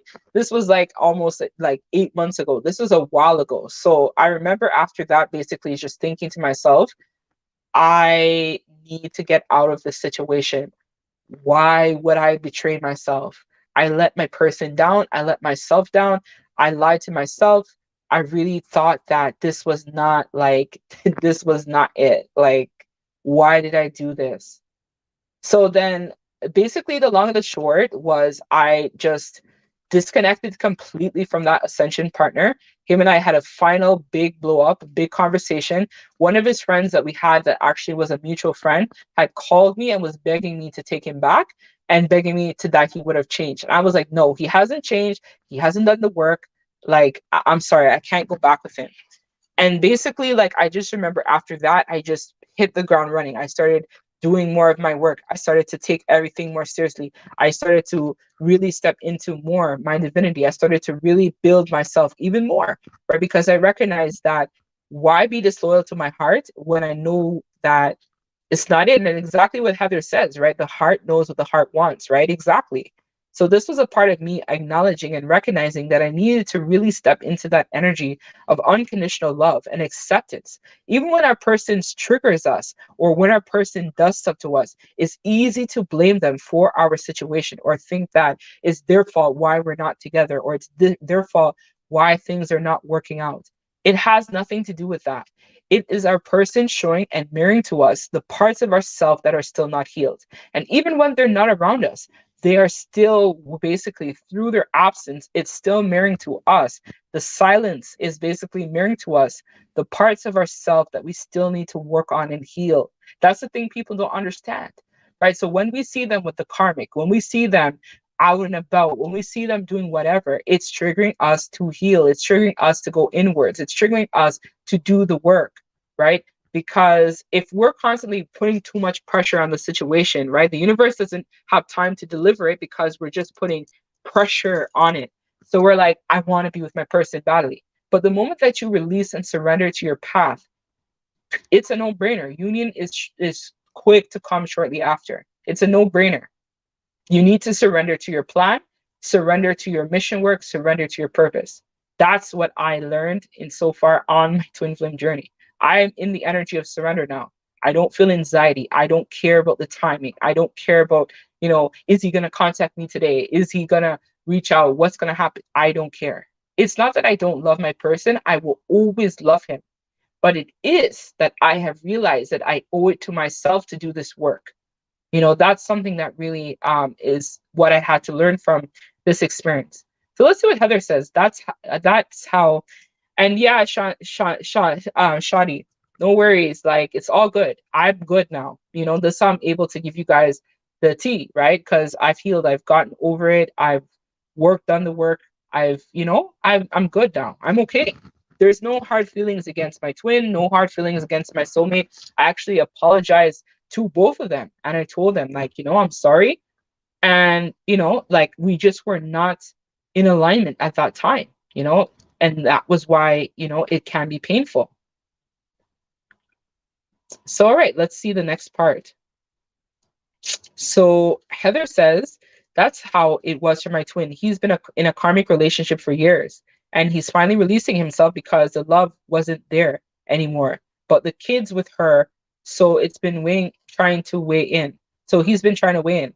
Yeah, but a part of this too is also he has to recognize he has to choose himself, right? So even though there are kids involved, if it's a loveless marriage or it's a relationship that's toxic, and see, you even said that, yes, out of them, but he is finally realizing exactly putting their needs first. And that's something that you're helping your person with, Heather. By choosing yourself, you ultimately choose your person. That's how union energy kind of flows. You choose yourself so that your person, it's a no-brainer, right? They will choose you because you are now choosing yourself. You're no longer settling for less than what you deserve.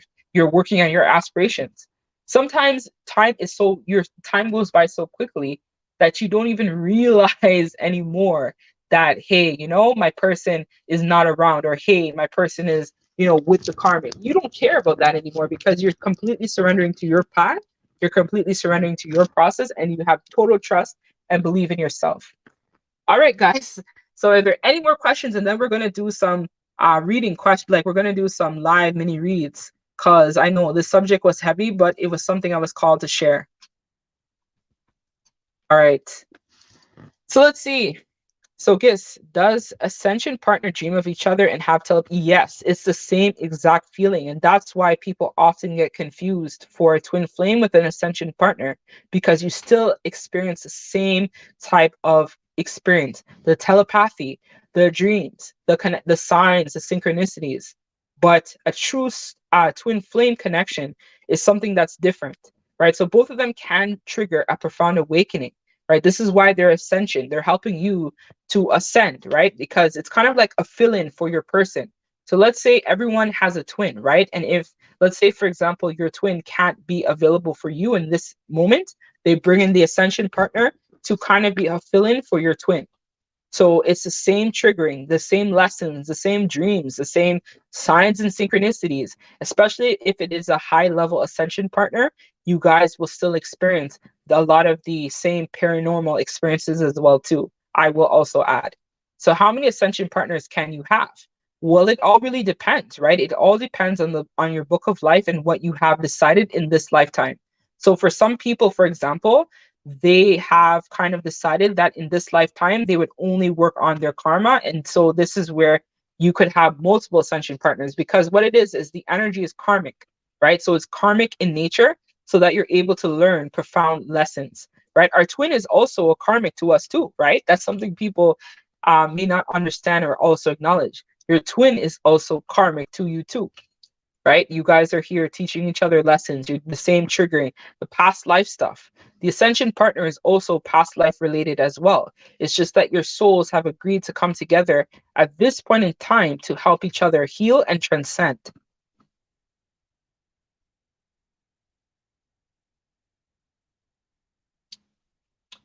All right. So if there are no more questions, okay, so we have a next one. So I received your transmission right on point. I'm so grateful to my guides for your I received your transmission right on point. I'm so grateful to my guides, to your guides, and to you. Thank you very much, Nubia. No worries, anytime. That's what I'm here for, right? That's why, I do what I do, right? It's to help everyone. It's to help heal everyone as much as possible.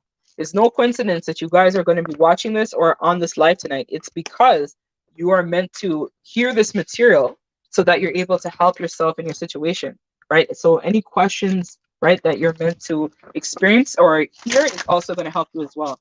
So I'm going to pull the last card as well. I know, so synchronistic. I know, right? It's so true. So I'm going to pull a card for the collective in terms of those of you watching for Ascension advice at this time, or Ascension Enlightenment. I love this deck, man. It's called the Ascension Cards by Diana Copper. She's amazing as well. Let me get one card, please, for the collective for tonight's live. Please and thank you. Ooh, it's too many. All right. Let me get one card, please, for the collective for advice. And then we'll do the mini reads.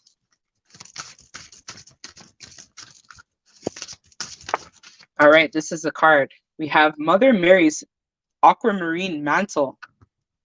So it says, a wondrous universal angel Mary radiates her high frequency aquamarine light throughout the universes. She spreads compassion, empathy, kindness, healing, and love. Mother Mary suggests you open your heart and offer everyone who touches your path these higher qualities. She will grace you by placing her aquamarine mantle in your aura. So this is a download that's going to be directly given to everyone who's watching this live tonight. I'm sending you guys some power activations. You are reminded that there is only love, so there is nothing to forgive. As you wear this mantle, you become a force for healing and light, and your angels will sing blessings over you. So the affirmation is, I wear Mother Mary's mantle of love and ever fold others into it. So this is an activation. It's a card number 7. So this is all about forward moving, right? Forward action. It's very much tying in with the Cancerian type of energy as well, which is all about going with the flow, being receptive to spirit, taking divine guidance, being able to take action as well too. So this is a very powerful activation I'm feeling for you guys as well. All right, so we'll just set this here so the energy can be with us for tonight, and you guys can have that sink in. Okay, so now let's get into the tarot card reading. So if anyone has any questions they would like to, if anyone has any other questions, things they want to know, yeah, can I go first? LOL. Okay, so go ahead there. This is your time. So what questions would you like to know? Heather's feeling like a white Newman deck. Okay, so let me get your deck ready, Heather. If anyone else has any questions they want answered on the live, they can drop them and I will answer them using tarot and my intuition. So I'm hearing boyfriend, Heather, for you, so I don't know what that's about, but let's see.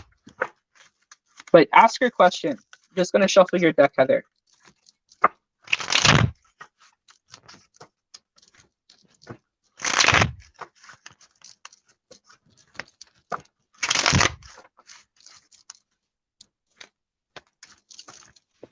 If anyone else has questions, you guys can drop them below. I will try my best to answer them intuitively as well as with the tarot cards as well too.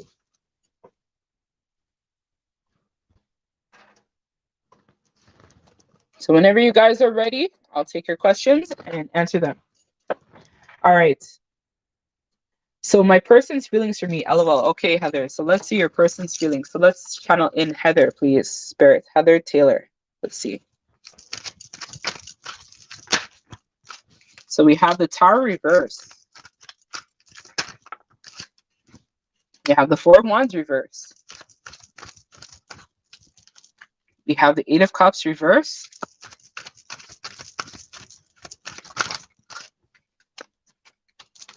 This is a lot, but I'll take them. We have the Hierophant reverse and the Five of Cups. So Heather, it looks to be a situation that you've kind of found yourself in. And I don't know if it's because you might actually be kind of stuck in a situation too. It feels like the person that you are tied to at this time still has some stuff that is still very much unresolved. So what I feel here with this Tower card, it's kind of giving me the vibe that you know in a way that your person might be resisting some sort of change or some sort of progression is what it feels like. But ultimately, I feel like it's a situation where maybe when you met them, they were already tying up some sort of loose end or a situation that may not have been for their highest good. It could even have been a career transition. So sometimes the energy could also feel karmic in nature because it could be a career or this person has their own insecurities or their own stuff. But what I see here, it's kind of giving the vibe where it's a situation where your person is now trying to kind of perhaps reconsider in terms of making the significant changes. So maybe it could be a vibe where they feel like they want to move on, or maybe you felt like you wanted to move on, but you weren't sure if you should, is what it feels like here. So it could be a situation if I feel like he kind of feels confused and conflicted in a way. And it's because I feel like your heart feels very much still tied to someone else. So I don't know if it was a situation where, as I think you may have mentioned, where you met your twin and then you manifested some sort of next connection. And so ideally, I feel like the connection may feel like you guys have different ideologies, different opinions about love, relationships, connection. Just even the way that this person was raised might be non-conventional in terms of what you may be used to. But ideally, what I see here is kind of like a fear of moving on. So you kind of stay stuck, not really sure how to progress with your situation. So it feels like, no, my heart isn't with anyone else. So I haven't even dated or talked to anyone since him. So it could be him is what I'm feeling here, Heather. And that's why, exactly. So it could be him is what I'm picking up on in terms of the energy. But someone here is feeling like they want to be with someone else. So as I said, it feels very much like a situation where I feel like you need to make some sort of choice, or you are at a choice point in terms of your destination with this person. But what I do see here, it's kind of like a fear of loss. So this person kind of stays with you, which feels a little bit codependent because they're afraid that if they leave, then what else might be available for them. So I feel like this person that we're tapping into, they want to choose themselves, but ultimately I feel like there's some cycle that needs to end in order for this person to commit to you properly. So it feels very much like as if you kind of already felt this, or you may have known this, or if you haven't known this is going to give you some sort of enlightenment that's going to really help you with making a decision. So if you know that your person is with someone else, this feels very much like an energy where you may need to disconnect so that they can get their self together or figure out their situation, and you do the same. So that's what I feel for this, Heather. Like I'm sorry, but I have to deliver the message the way I see it. And it feels very much like your person's heart is still with someone else. And I feel you know that. So that's why it feels painful, but it's very much feeling like you needed to know this so that you were able to really make the best decision for your highest good. So this is where I feel like you're going to have to really come out of your comfort zone in this situation and really stand in your power and take back your strength of this. So these are the cards. I'll bring it closer because I just realized it wasn't completely in frame. So I feel like this is something that's really going to help you now with getting the healing in terms of moving forward. You need to release this person, Heather. They're still in love with someone else because we have the Five of Cups here. They are mourning over the loss of some other connection. And so it feels very codependent.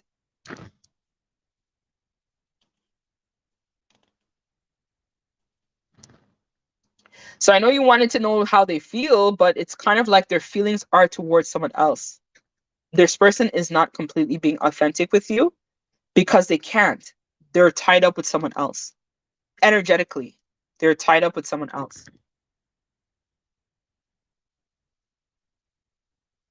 So I know you might feel confused, and this is why, as I said, if you need the clarification, you might want to reach out to me, Heather, via email to really find out if you're actually dealing with a soulmate, if you're really dealing with a twin, or if it's a situation where it's like could even be karmic, right? So there's different levels to this, right? And sometimes people may believe, right, depending upon where they are in terms of their evolution and awakening process, they may believe that, hey, someone is my twin flame or they're my soulmate, but it might not be, right? So this is why, as I said, I would suggest in this case that you need to get some sort of clarity so that you can move into the right direction that is for your highest good. But to see this here, it's like this person with the Four of Wands reverse, right? The Four of Wands talks about stability, right? And so that's in reverse.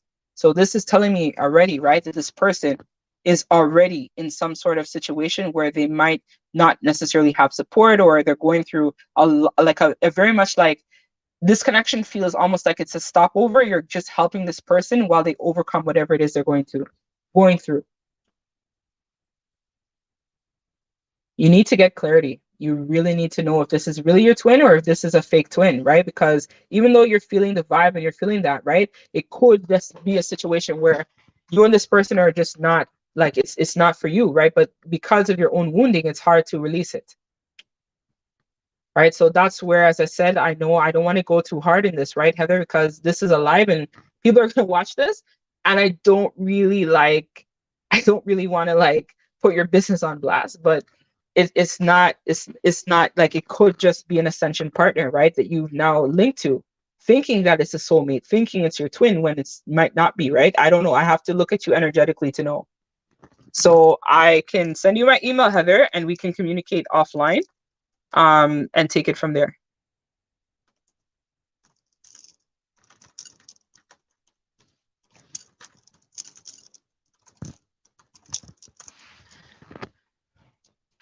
All right. So anybody else have any other questions? Okay, let's see. Let me put this away.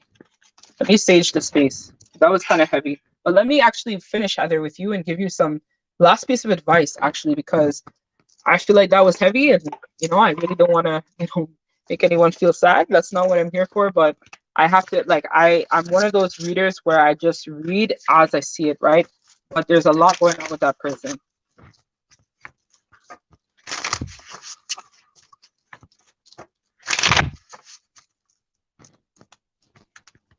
All right, Heather, let's get the last piece of advice from Spirit for Heather.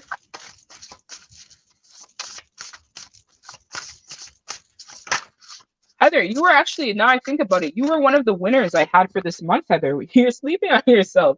You were supposed to message me or reach out to me in regard to getting some sort of free reading. Actually, so I would cash in my order and actually reach out. That's why I was called to work with you this month, it seems, because you were one of the people that I had emailed or DM'd directly about winning the free reading for this month. So this might be your gift, right? Spirit is trying to help you free yourself from the situation.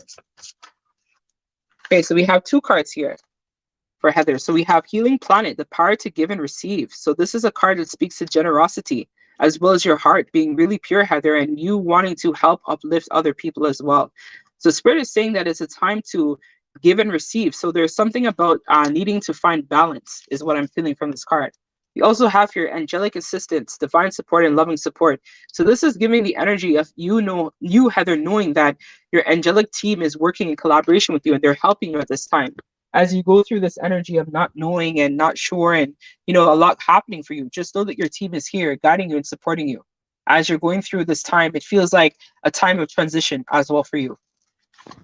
All right. So let us tap into the next, but let me sage the space because that was kind of heavy.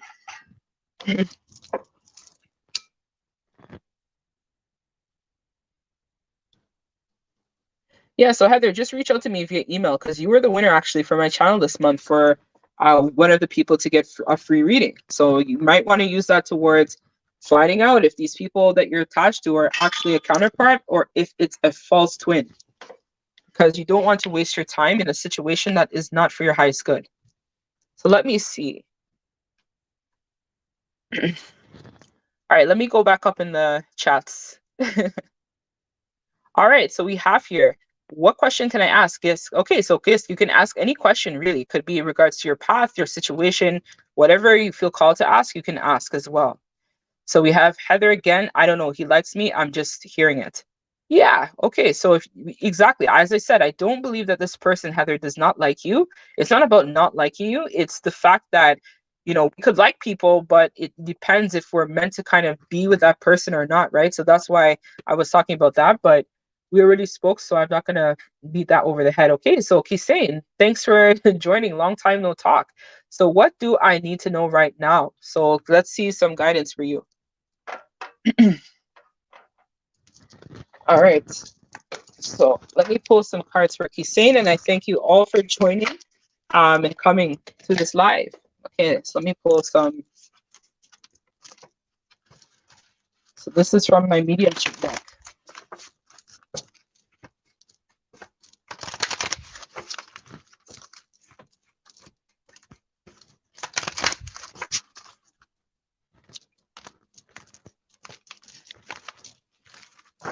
All right, Kisain. What does Kisain need to know this time? So I just saw nourishing yourself. So it looks like you kind of have to spend some time getting more connected to yourself in terms of your nutrition and reconnecting to your mind, body, and spirit is what I feel here.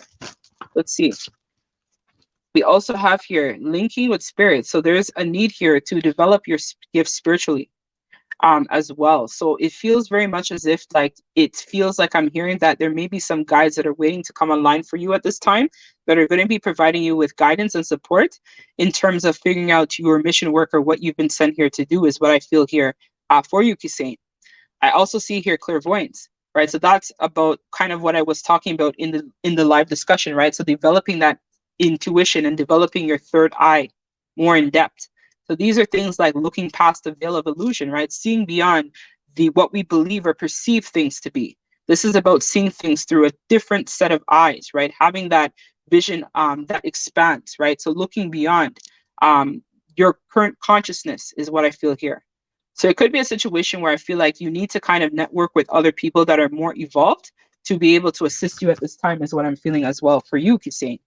I'm also feeling here as well that there is some sort of restoration that needs to also happen in terms of your sacral. So there's something in terms of your creativity that's waiting to also ground as well that you could tap into, but it's going to come through you developing and building that clairvoyance, that third eye, right? That inner knowing, right? Being able to work more and develop your gifts is what's really going to help you at this time, is what I feel here for you, Kisain.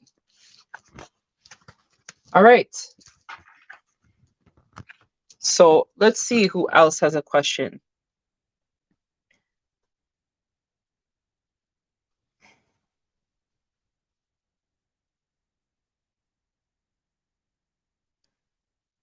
All right, so let's see. Let me go back up in the chat. All right, so Shanti, okay, your phone died, but glad you're back. So we have Stark. Thanks a lot, Stark.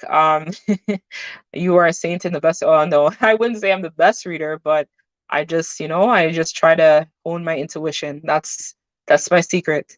So, Nubia says, is my ascension partner that I frequent right now? Is it my ascension partner that I frequent right now? So I don't know if I understand your question properly, Nubia. If you could please clarify this question, I'm going to repost it in the chat. And then I will come back and answer that question again. All right, so we have here, Shanti, I want to meet my twin. So kind of like the twin flame journey to Shanti is one of those as well, where it's not really like you hope to like meet your twin. It kind of just happens. Like a lot of us who kind of go on this journey, it's not something that we went out looking for, but it kind of just happened, that's kind of how this kind of works. It's like when you're not looking for love or you're not looking for your person, they just appear, they pop up. It's like out of the blue. Like me and my person met very unexpectedly. Like I met him one night at like 12 o'clock in the morning, and it was a very strange encountering, but something that I'll probably remember for the rest of my life. Um, where it's like we had like a mini date or whatever in his car. And I remember allowing him to come to my house and sleep over for the night, which is something I normally never do with anyone. So it was very much like an unexpected meeting, but it was very fated. Like it was meant to happen. You know, it's like that. So when the time is right, if you are meant to meet your twin Shanti in this lifetime, you will definitely meet them when the time is right. So we have here, could I be included in a list for a message? Um, yeah, so Stark, if you want to be, I don't know if you would like to be added, but you could put your question below. I'll look and see if you put your question, Stark, and I'll be willing to answer it. No problem as well. So Heather, okay, thank you. No worries. Yes. So can you talk to me about a spirit that is around me with for a while? His name in this lifetime was Stevie Libra. What is a link for me? He is connected me in a first dream. Okay, interesting. So he feels very much like a guide, is what my spirit council is telling me about Yugis. So this is some sort of guide, and they're telling me that this guide is actually quite ascended as well. So I don't know if it is that you've now, because you've leveled up in terms of your standing, it could have been because of the Reiki attunement. This also allowed this specific guide to come online for you. So if it's a guy that wants to work with you, you also have to be careful because you need to test the energy to make sure that the guide is actually authentic. So a part of testing the energy means that you have to test them. So you have to ask them 3 times, are you from the light? That's how you kind of are able to know whether or not this person is from the light. So if they act funny, they're not resonating, they're not popping up, they're not from the light, then you will see that because the energy will feel very dark and dense. So I don't know in terms of your gifts, how you feel energy or how you see energy. For me, I see everything. So part of, I guess, part of my gifts is I can see everything. So my gift of vision is very profound. So I feel spirit, I hear spirit, I can sense spirit as well. I can visualize, I can see everything. That's how I'm able to do twin flame checks on people as well, because I can visually see everything. I can see the ring, I can see you, I can see it all. So some people don't have that ability, but this is something that will really help you with honing your gifts. I used to actually in the summertime, funny enough, I guess Spirit wants me and you maybe to connect offline. But one of the courses I developed might be of interest to you guys. If you would like to email me, we might be able to work out some pricing around the Meet Your Guides course that I created in the summertime. I've taken it down now because I was like, okay, I'm done. I'm not doing this anymore. But as I said, it seems like Spirit wants me to bring these things back. So if you feel called, email me and we can take it from there. So yes, Malika, sending Heather love. Yes, everyone should send Heather some love at this time and light while she's going through this, because that was heavy.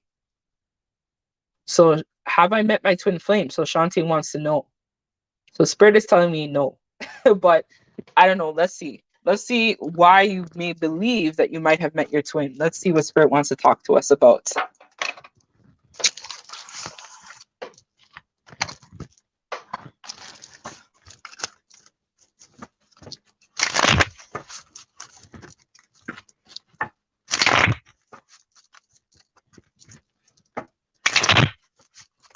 Okay, so Heather tried to email me. Okay, so I'm not sure why that is. So it's Angie's Awakening 1111 at gmail.com.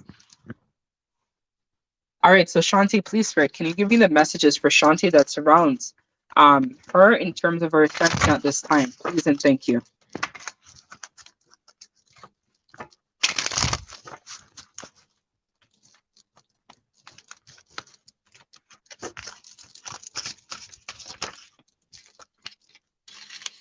So we have the Two of Wands reverse.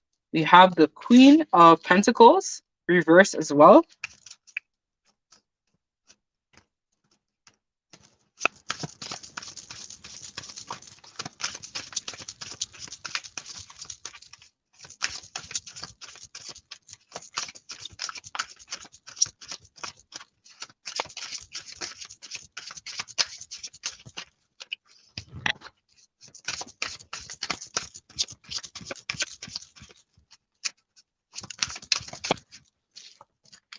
You have here the Six of Swords. Okay, so what I see here for you, Shanti, right now, it looks like there's some sort of fear energy that's kind of been with you at this time. And a part of it, I think, has to do with some sort of financial instability. So it could be a fear of losing some sort of finances if you make some sort of decision that you might have been thinking about making at this time. So what I see here is that you are kind of in the energy of working up the courage in terms of taking action and kind of resolving some stuff that might not be necessarily for your highest good is what I feel here. So I feel like it could be some sort of template in terms of your ideology or the way that you were raised that you're currently trying to overcome or break down is what I'm feeling coming from this energy.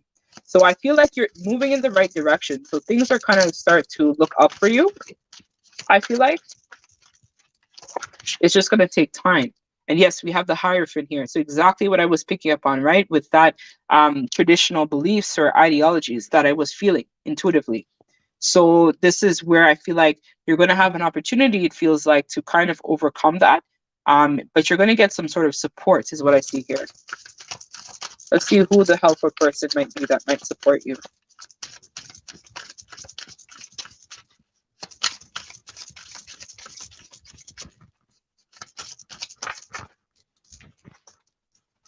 So we have the Magician in reverse. Okay, so, and we have here the Prince of Wands and the Eight of Pentacles.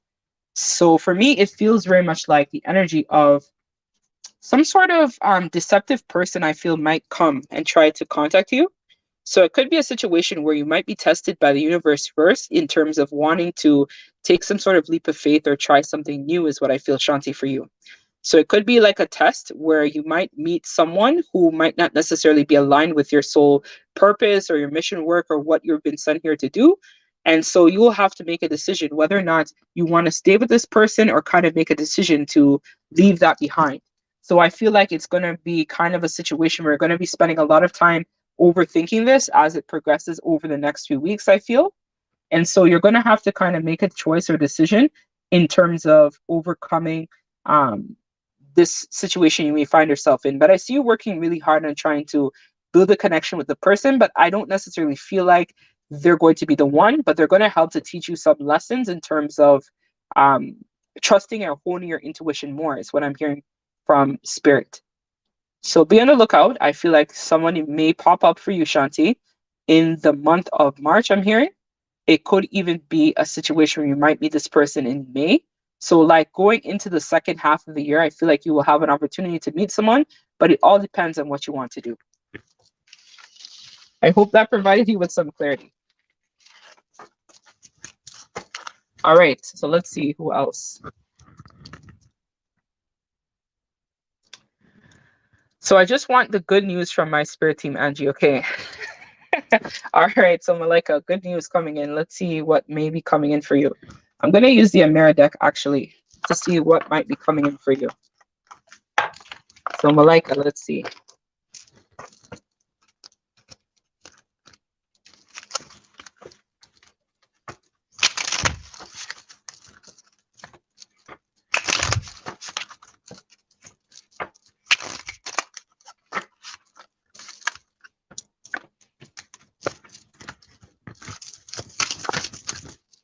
So we have a dark male. So darker than lighter. Okay, so we're gonna find out who this dark male is. Okay, so they're telling me this could actually be your twin. We have a career. You also have a brunette female here as well.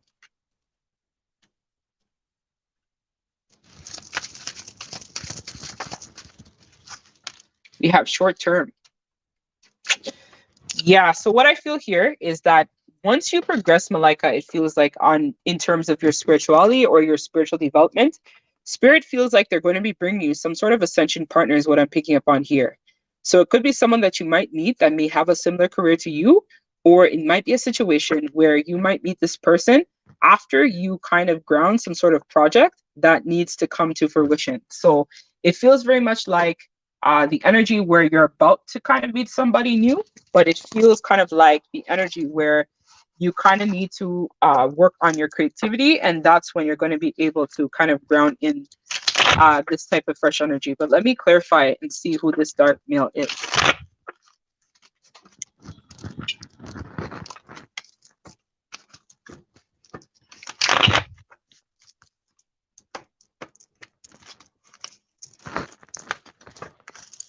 Dark male. Let me see who he is. Who is he?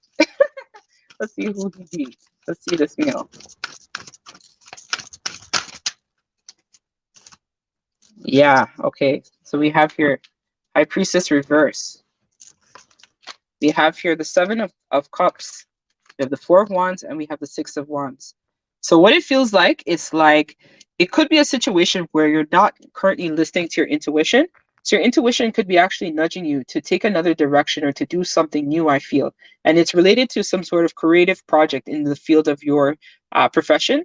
But it feels more of like it's something that is unexpected. So an idea or a project that might be completely brand new, it feels like, that may even be different from what you're doing right now.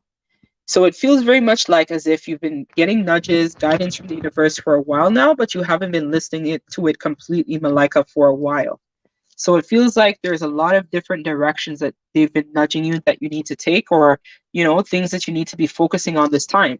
And I feel like this is where you're going to be getting some sort of stability or abundance. It's going to be quite victorious for you because it's going to give you some sort of elevation in your standing. So it could be a situation where you'll have an ascension partner, kind of similar to the one I had, where it will help you to tap into your life purpose or to build your success. So this person might be someone who is not your usual type as well, but then somehow your connection kind of works. But it could be a situation where you guys are going to be kind of going through similar lessons like you would have been going through with a twin or another partner, is what I feel here. But it's like a fill-in for your person.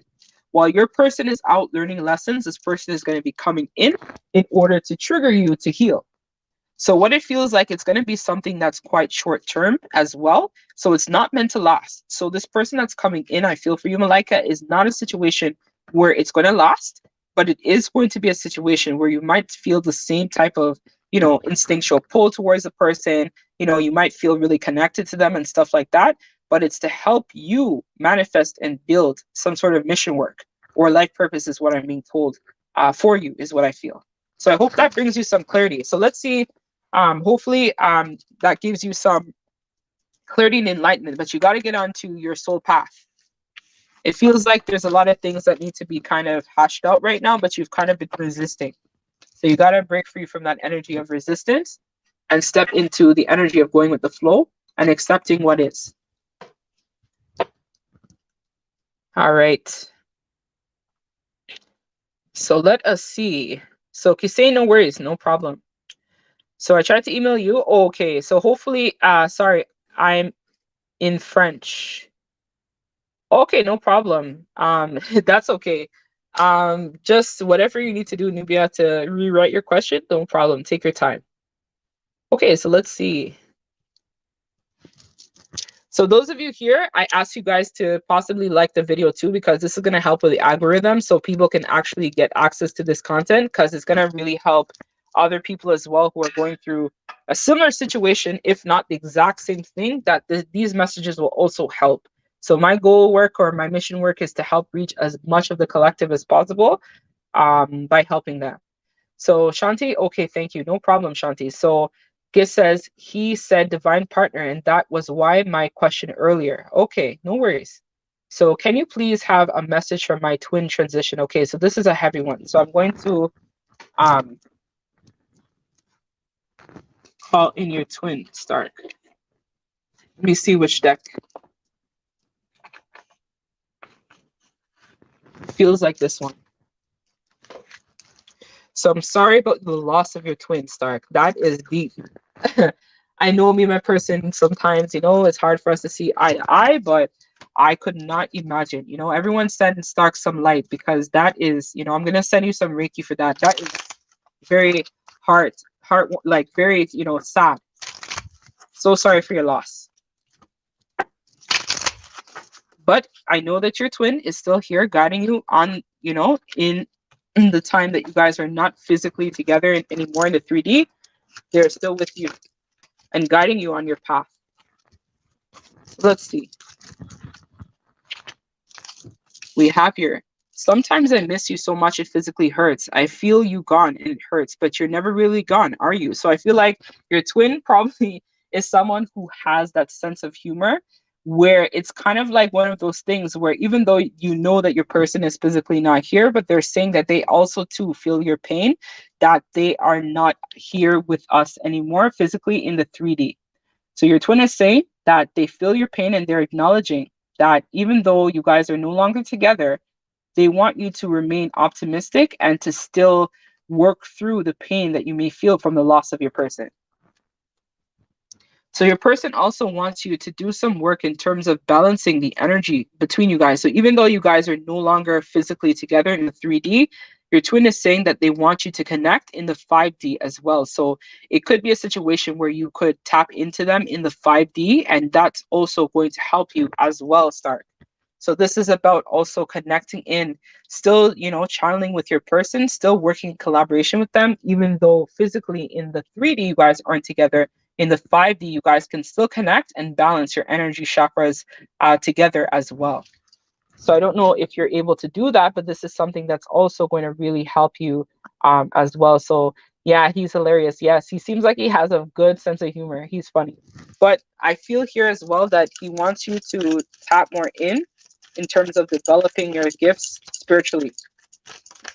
And this is what's also going to help you with healing as well. Is what I'm hearing from Spirit.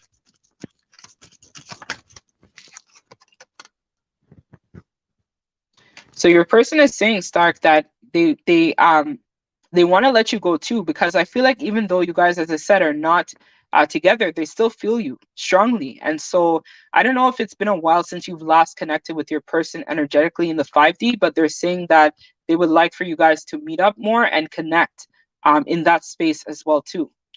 So I feel like for you too, it could have been a situation where you might have been feeling like, okay, well, they're gone now, so you know it is what it is. But they're saying no, even though they're physically gone from this 3D existence, they still very much want to fulfill the connection with you. And even in your moments where you may feel like you're alone or that no one really understands or gets you, your twin is saying that they want you to know that you're not ever alone, that they are still always with you in mind, body, and spirit. You guys are always going to be one, is what I feel from this.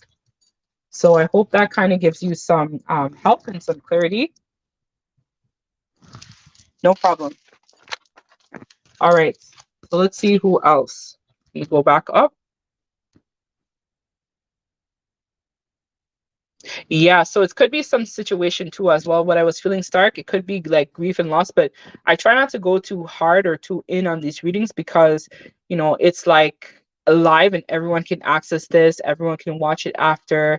So, you know, I don't really want to put everyone's business out there, but it feels very much like a situation where you need to tap in more and you still need to connect with them and kind of work through the energy of grief and loss, because I feel like there is some sort of partner that may be waiting to come in as well, but it all depends on if you're able to kind of work on the grief, the loss, you know, the pain that you may still feel from this person. All right, so let us see what else.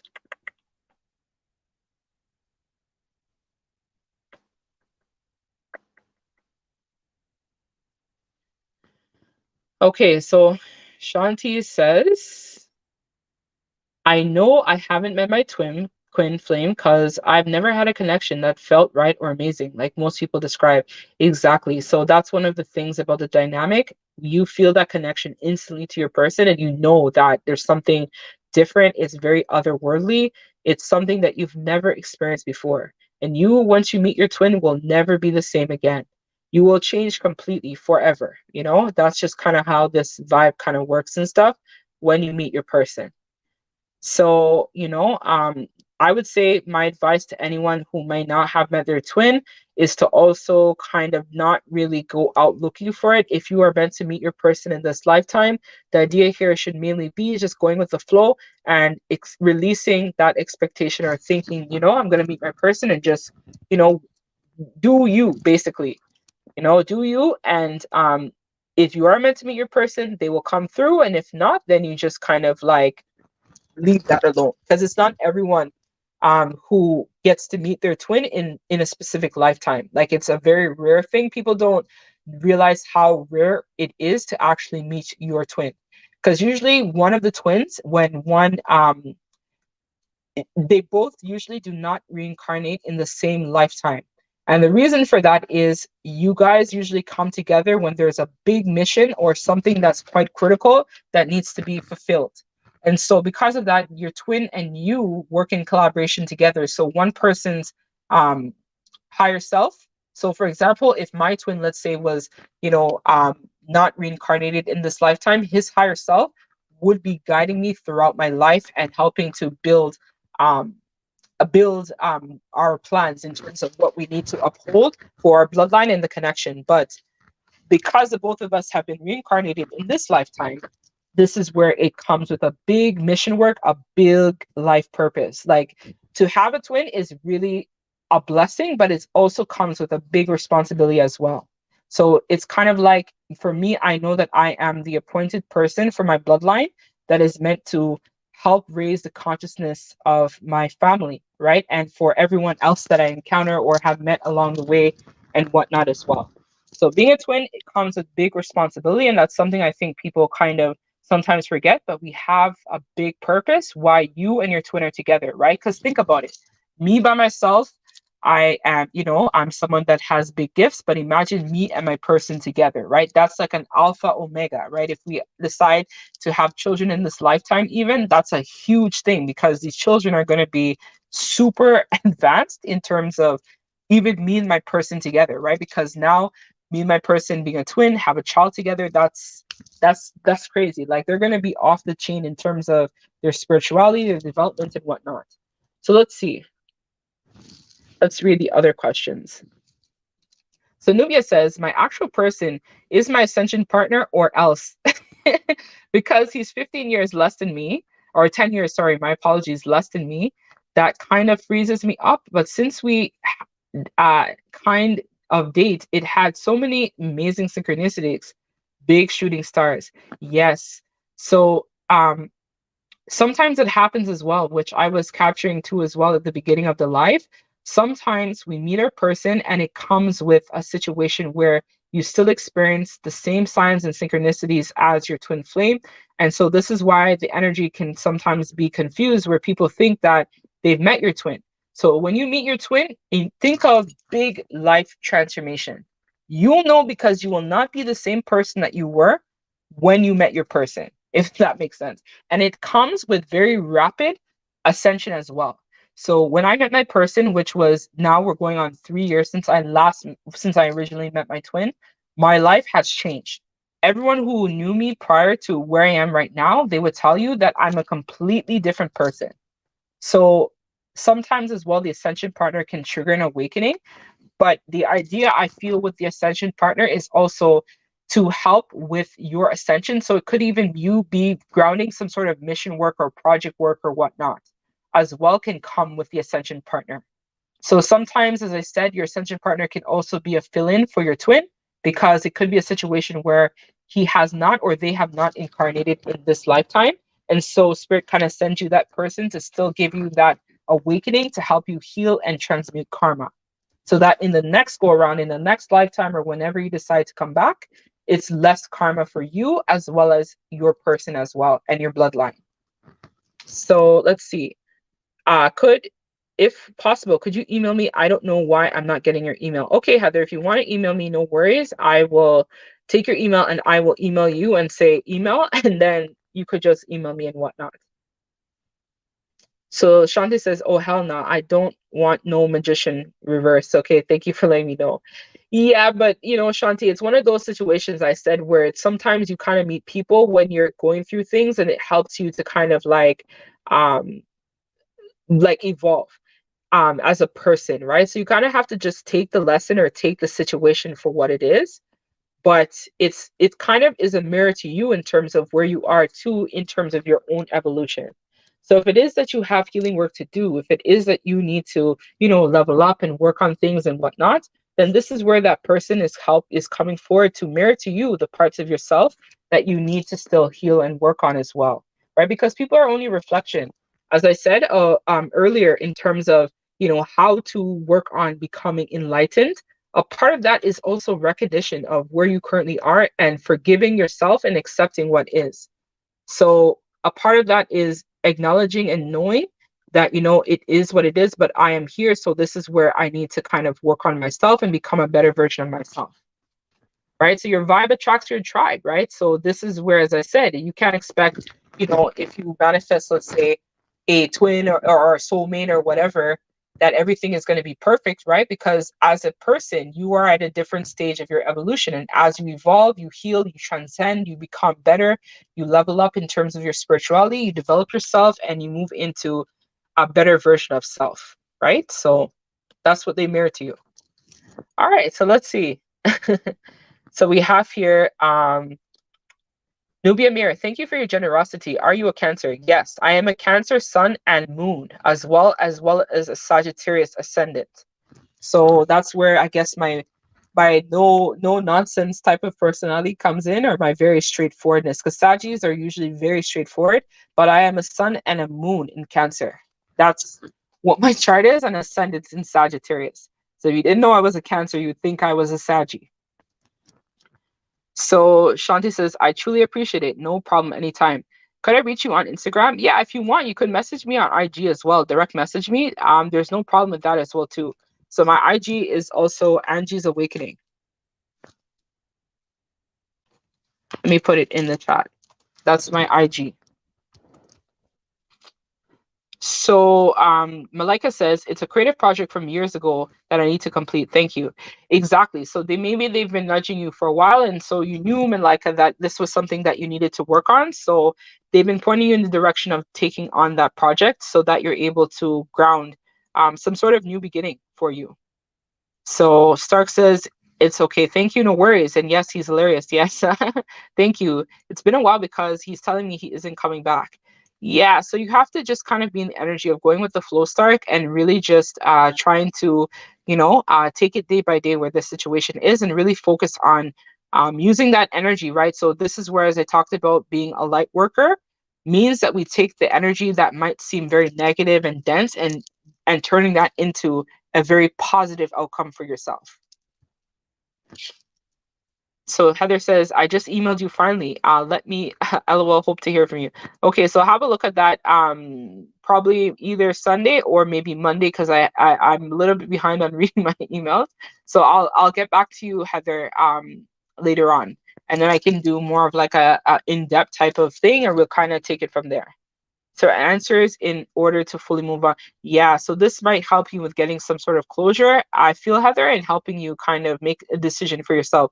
Because I know initially your question, this is probably why you were confused, was about your person in terms of liking you. But sometimes Spirit gives us the messages that we need to hear. It might be painful to hear it, but it is the messages that we need to hear. So we might think, oh, I want to know, does my person like me? Does my person want this? Does my person want that? But they give you the message for your highest good of everyone involved, if that makes sense. So that's why, it could be hard to hear that, but it's something that you may have needed to know, if that makes sense. Don't shoot me, I'm just the messenger. All right. So let's see. So it says, Stark says, I'm also a Sag rising. Exactly. So very much like probably a straight shooter. We also really value freedom. I can say we also are people that love to broaden horizons. So we love to try new things. We kind of like to see what's innovative, what's out there. We are somebody who is also very honest. So like sometimes it could even be brutally honest, where people may take it the wrong way or perceive us as being really like, mean, but it's us just being so straightforward. That's just how we are. With Sagis, right? Sag rising is very much like how I am. We're also very loyal too, I could say. Very loyal, very generous. We have a good sense of humor. We're also can be very philosophical, is what I feel as well, and very talkative. We're usually very good speakers, most of us as well.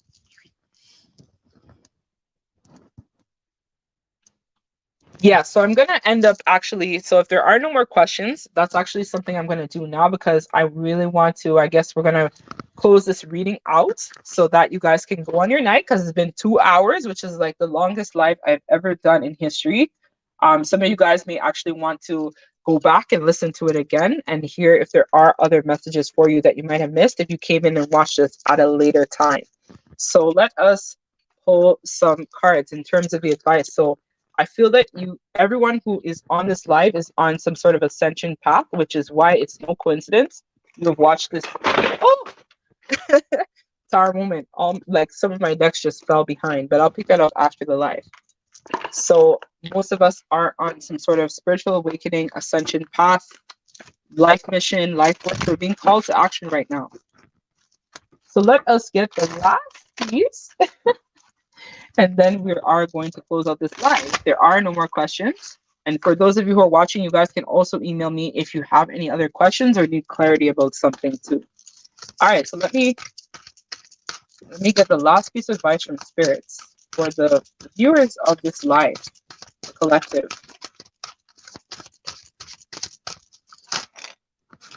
All right, so we have two cards. So the first one is trust your angels. Let me turn this around so you guys can actually see it because it's opposite. And we have here as well, no one is perfect. Stop judging yourself. Let me see. I want to make sure this is in frame so you guys can see it.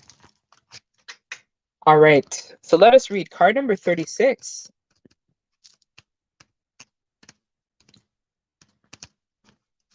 So this card here, card number 36, says, trust your angels. You are trying way too hard to dictate the process and the outcome of how your life unfolds. Stop trying to micromanage everything and instead have faith that your angels have the situation under control. Ask me and I can use my sword of light to cut the cord on the buzzing of the ego of yours so that you can ease into a place of peace and understanding, that you are divinely loved and everything is going to be all right. Dear one, you need to calm down now. I assure you that we in heaven do know what your dreams are. Trust your guardian angels, the other archangels, and let me bring you a joyful and perfect outcome, even if it is different from what you have ever envisioned. All right. So let us read the last one. Card number 22, open your hearts. So let's see what that one is all about.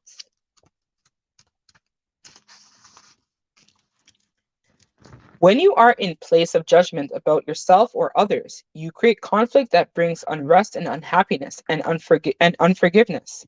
Right now, your ego is powerful, determinant to your happiness. Things may seem complicated, but in truth, is that you simply need to get out of your own way. Whatever the situation you find, that approaching it with a sense of love can heal all things. There are going to be times when your behavior doesn't match up to the expectations of yourself. If this is the case now, what you are meant to be learning is how to love yourself regardless. Try to remember that at any given moment, you are doing the best you can, and try not to judge yourself too harshly. If you can see yourself the way I see you, then you would never be hard on yourself again. You would know that you are a child of unfathomable beauty and light. There are also going to be times when other people let you down. It is important to remember that they too are beings of unfathomable beauty and light. There is no way for you to fully understand their actions because it is impossible to comprehend the total history of another unique soul having a human incarnation. You are called now to open your heart and offer yourself and others compassion. Forgiveness doesn't mean that what you are for someone else was okay. It's about lifting the weight of judgment from your own shoulders. Forgiveness sets you free. Judging others is your world's number one problem right now. Don't be a part of the problem. Be the solution. Let love heal this situation. I think that's beautiful to end this reading. I totally resonate with the messages that were brought forward. And I want to thank all of you guys. If there are no more questions, I thank all of you who are watching this live and have watched it. For those of you who asked questions, I found it to be very great. You guys can also let me know if you kind of like this. I thought it would be easy because I've had a lot of Q&As come up recently in my emails to do this live to kind of give everyone the clarity about things that may have been coming up. So I was called to do this, which is definitely something that's different for me, right? As you guys know, I usually don't do these type of things on live, but if you guys have any other questions, I am going to leave my email If you guys want to book any readings or other services, so I can do a little bit more in depth, because I know I wasn't able to go as in depth. Or if you guys feel called to do any donations or anything like that, I greatly appreciate it. And I thank you guys so much for watching. And as always, gratitude to all of you, and love and light. So I'm going to just enter in my information in here, and you guys can, oh no, it's too much. Hold on, let me see. Let me delete some of it. So I thank you guys so much for watching, and thank you. Gratitude to you. So that's what I have. So I heard some of you guys, like, my phone has been buzzing, but I thank you guys so much for your donations and stuff like that. I think I had some emails come forward and some stuff buzzing. So I thank you guys very much for your love and support. So if there are no more questions, I'm going to close out the live. So I'll give it everyone another minute, because I think we're behind, and then I'm going to close it out.